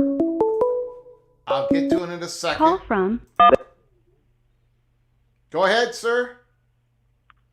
How you doing, Greg? I'm doing good. I did not get the name. Replica. Who? Replica. Oh, it's Replica. Thanks for calling, man. I appreciate it. Go ahead, sir. All right, before I get into my little spiel, I do want to ask, did you get a chance to catch Wild Youth analysis last week as far as the ACC settlements? Yes, I did. So I want to kind of push back on this narrative that the NC Board of Governors is just going to bully the SEC into taking NC State as a tag-along. And I just don't subscribe to that theory just based on the history of everything we've seen over the last few years of realignment. We haven't seen a little brother school control the destiny of a big brother school, not with Texas, not with USC, Arizona, any example you think of. And this stripping of powers that the Board of Governors has done, it's essentially like hijacking a ship with holes in the frame. You stripped them of that power, you taking away their decision making, but the ship is still taking on water. And unless that ACC settlement number starts with a 2, I don't even think they can afford to settle at all because of the value that they lose, and that would definitely cause UNC and Miami to get upset and try to take action. And even if UNC isn't able to take legal action, engage in litigation, there's nothing to stop them from leaking information that would damage the reputation of the conference if they felt desperate enough to take action and try to make it easier for them to leave. And given where we're going, particularly with Clemson's lawsuit, they're trying to get clarification regarding, my interpretation of Clemson's lawsuit is they're trying to have a judge declare the terms of what an exit would look like financially and whether or not they would get their media rights back. So in the event that they were able to get that in front of a judge and actually declare that they can leave and take their media rights with them, then at that point, North Carolina wouldn't even need to engage in litigation because the precedent would already have been set. And even if they settle, you still have the invisible hand for ESPN, whether or not they're going to keep that agreement in. I just find it hard to believe that a bunch of politicians is just going to be able to hold up what's been going on for a very long time. This honestly all started 15 years ago with the Longhorn Network and Texas' unwillingness to share revenue with the Big 12 members on an equal basis. That's how all this started. So I think once we get a decision on either a settlement number or an ESPN decision on whether or not they're going to pick up that option, I think circumstances are going to change drastically because let's just say worst case scenario, the SEC walks away. Now we know they're going to expand because the Big Ten is getting ready to go in the Southeast, but let's say hypothetically they said no. The worst case scenario for the SEC is that they stay at 16 schools and they're a dominant force. Yep. The worst case scenario for the North Carolina schools is that they're stuck in the ACC, and even if ESPN picks up the option, you're still falling further and further behind. And if they do pick up the option, it's going to be even harder to leave because now you're talking instead of 2 to 3 years left on the deal, you're talking 10 plus.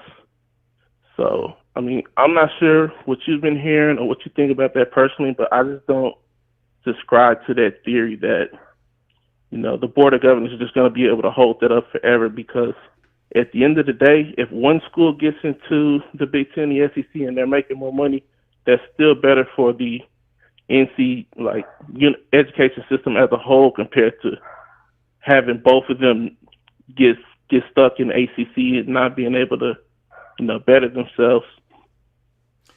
What did you think about that? No, great comments. Again, it all like you say, it all depends on what that settlement number is. That's going to affect a whole lot of what, you know, all these different possible scenarios. But your main point of your comment was you don't think the Board of Governors can hold up the SEC, right? The SEC makes an offer to North Carolina, an offer they can't refuse. The Board of Governors, no way are they going to stop that from happening. That's the main part of your point, right? Yes, because there's too much money involved. Yeah. And Yeah. you're talking about dealing with North Carolina's boosters, the Jordan brand. Like there's way too much money involved, and just how a politician can get elected in the office, they can get voted right out. Now, I tend to agree with you to a point. We're going to find out if we're going to find that. We're probably going to find that out, and you very well could be correct. But if North Carolina can untangle themselves from this, okay, I got a feeling, Replica, that they're going to be paying a calamity tax at the very least. Yeah, I think that's where this could be headed as well. Yeah. They're not going to be able to. It's going to cost. Yeah.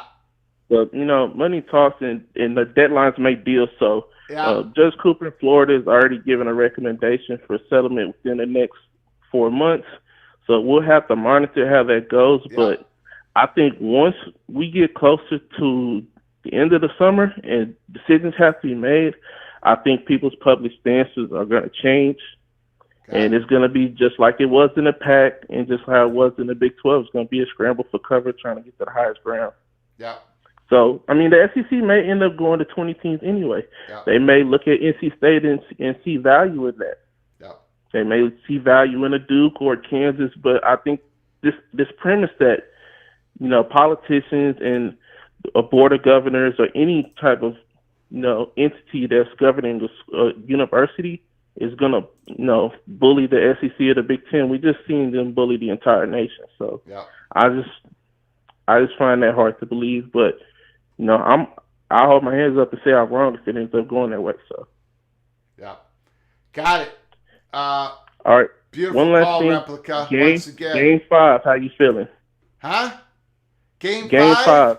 Game 5, I've got my head down.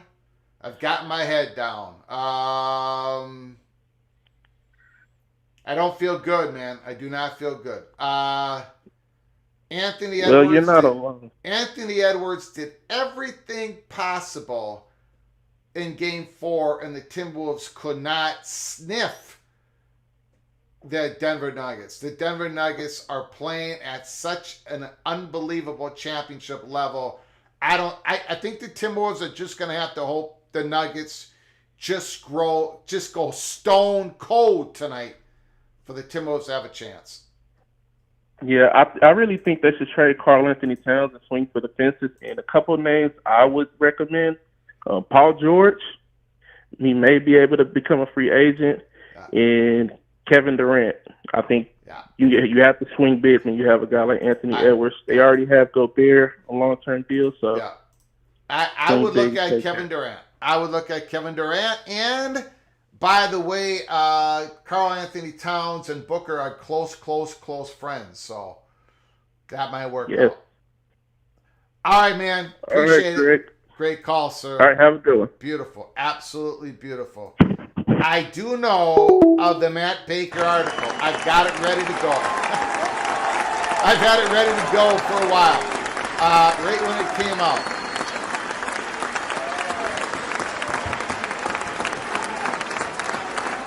I got it. I've got the Matt Baker article. I'm going to read it to you. I'm going to read you the Matt Baker article. I got it. Kerry Gold knows. Thank you so much. Expedition Greg has breaking news. Thank you, Expedition Greg. Thank you, Kerry Gold knows. Thank you, Caleb Ramirez. Thank you, everybody, for keeping your head on a swivel. Breaking news. Breaking news. Tampa Bay Times. Matt Baker. After day 2 of the ACC Springs meetings, Florida State Athletic Director Michael Alford was asked the 9-figure question that could decide the future of his Seminoles and their current conference. Is there any way the relationship is salvageable?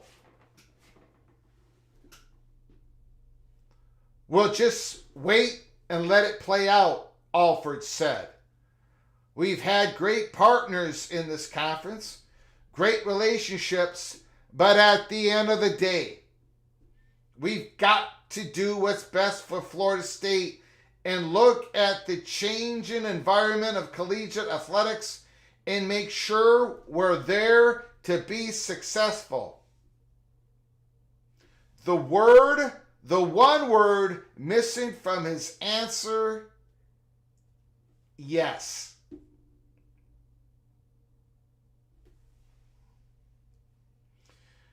Florida State and ACC have filed dueling lawsuits against each other that are ongoing in Leon County in North Carolina. Florida State wants to be able to leave the league for free. The ACC wants its contracts enforced.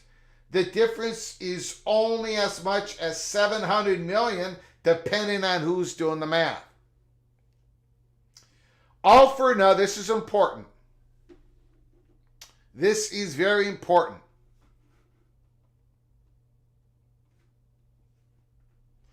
Alford reminded reporters Tuesday, that's today, that neither he nor the school's president, Richard McCullough, have ever said, we want to leave the conference. We're just letting the court proceedings play out, Alford said. What my job and what our job is to make sure with all the changes in collegiate athletics, and I've said this for the last 2 years, is to make sure that Florida State is in the best position possible to be successful. I'm going to repeat that part.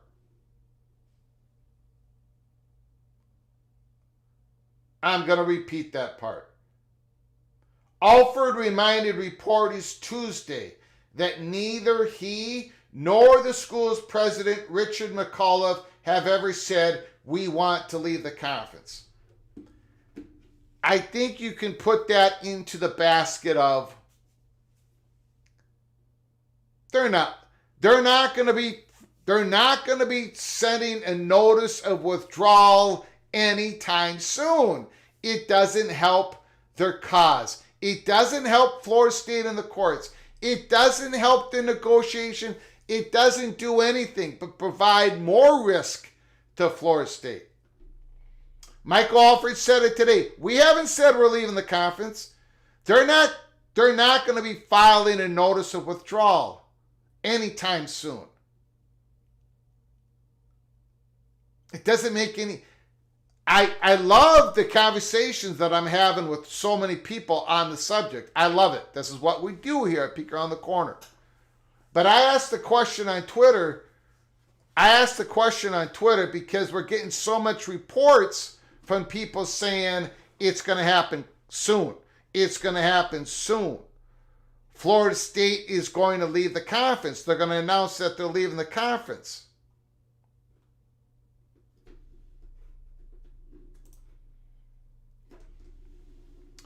I asked the question on Twitter, give me one example of how it affects Florida State's case in a positive direction if they announced. What gain do they make if they do a notice of withdrawal? To me, it doesn't. They're already in the courts. They're already battling. They're already waging the battle. Brett McMurphy just tweeted the following. Florida State's athletic director Michael Alford about Clemson also filing the lawsuit versus the ACC.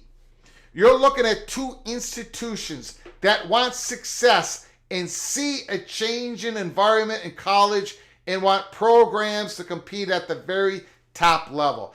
That understands to compete at the top level, we need to have our options available and want their programs to compete at an elite national level. Brett McMurphy, the great Brett McMurphy, reporting on what Florida State athletic director Michael Alford said about themselves and Clemson filing. So, again, it goes back to the point. They're waiting to see how they're trying to gain leverage in the courts. Florida State and Clemson, they're trying to gain leverage in the court. They're trying to get that settlement dollar down to where they can write the check, they can leave, and they can have certainty in knowing they get their media rights, they own their media rights, and then they can explore options. This is what they want. To file a notice of withdrawal at this point in time, to say, we're gone, we're leaving, bye. I don't understand how that helps. It doesn't put pressure on the ACC and ESPN. It would just, the ACC, if the Florida State Seminoles did that today, if they said, and they're not going to do it, Michael Alford just said, we're not saying we're leaving the conference. He just said that today, Tuesday. If Florida State said that, actually said they're leaving, the ACC would continue on doing what they're doing. They would believe they own Florida State media rights. ESPN would be continue to distribute the content. ESPN would take that money and give it to the ACC, and in accordance to the ACC bylaws, Florida State wouldn't see any of that money. And and let's wait. Let's wait to see if the ACC starts withholding money from Florida State for just taking the ACC to court. There's a reason why Florida State and Clemson both chose to battle this in the courts as current members of the ACC. They're in all the meetings, in the ACC spring meetings. They haven't been kicked out. There is no advantage, in my opinion, of battling this as a non-member. Battle it as a member. Anyways, Matt Baker, Tampa Bay Times, latest reports. Kerry Golonos, thank you so much for the super chat. There are over 200 fans here right now. Do your part and smash the like button. Thank you so very much. No, Immaculate, I wasn't talking about Timberwolves taking Booker. I'm talking about the Timberwolves possibly trading Karl Anthony Towns to Phoenix, and then Minnesota gets Kevin Durant. Booker and Karl Anthony Towns are really good friends. Booker might want a big guy who can shoot. That's exactly what I'm saying, Immaculate. I wasn't saying the other way around. The UC Regents live right now. I don't know what you mean by that. Justin Lucas, what do you mean? What do you mean? What Regents are live right now? Justin Lucas, send me a link. Tell me what I am missing. Everybody's got their head on a swivel here in the PATC community. I don't know what you mean by that. What am I missing? What Regents are live right now?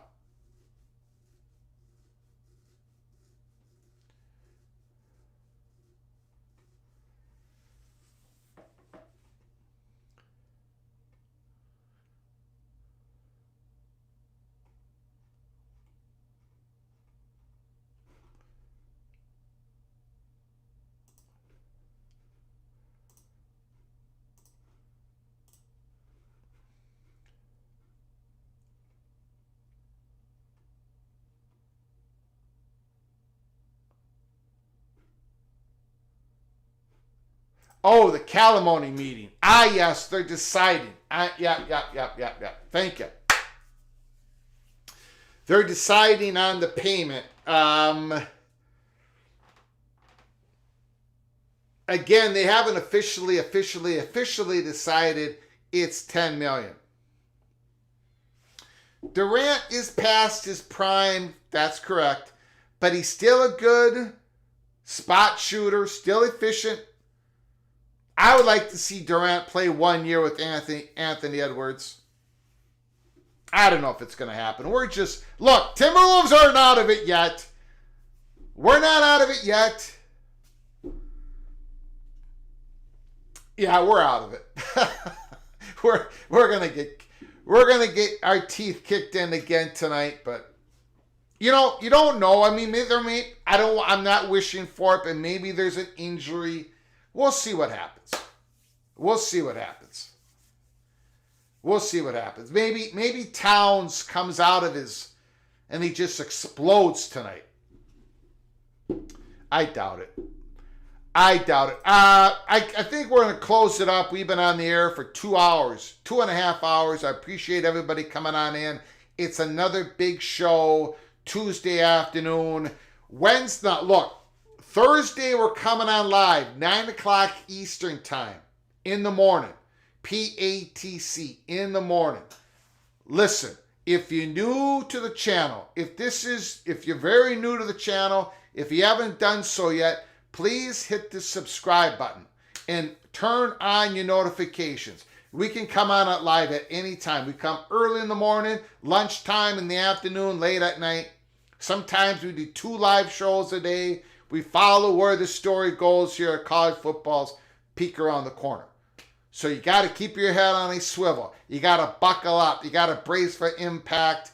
But you got to subscribe to our channel and have your notifications turned on, and follow us at Flug Empire on X. I want to thank everybody for your incredible generosity. Unbelievable generosity. Vox and everybody else. Kerry Gold Nose, Mr. Spartan Anthony Carlson, the Evil Badger, Willie, everybody. Appreciate the donations. I appreciate the incredible comments in the comments section, the chat room, unbelievable. And of course, the phone calls. The phone calls were brilliant. Absolutely brilliant once again. College Football's Peek Around the Corner with your host, Greg Flugar. I appreciate you all coming in. Until next time. And that could be a few hours from now. That could be tomorrow morning. This week is only just begun. Stick with us here at Peek Around the Corner. Until next time.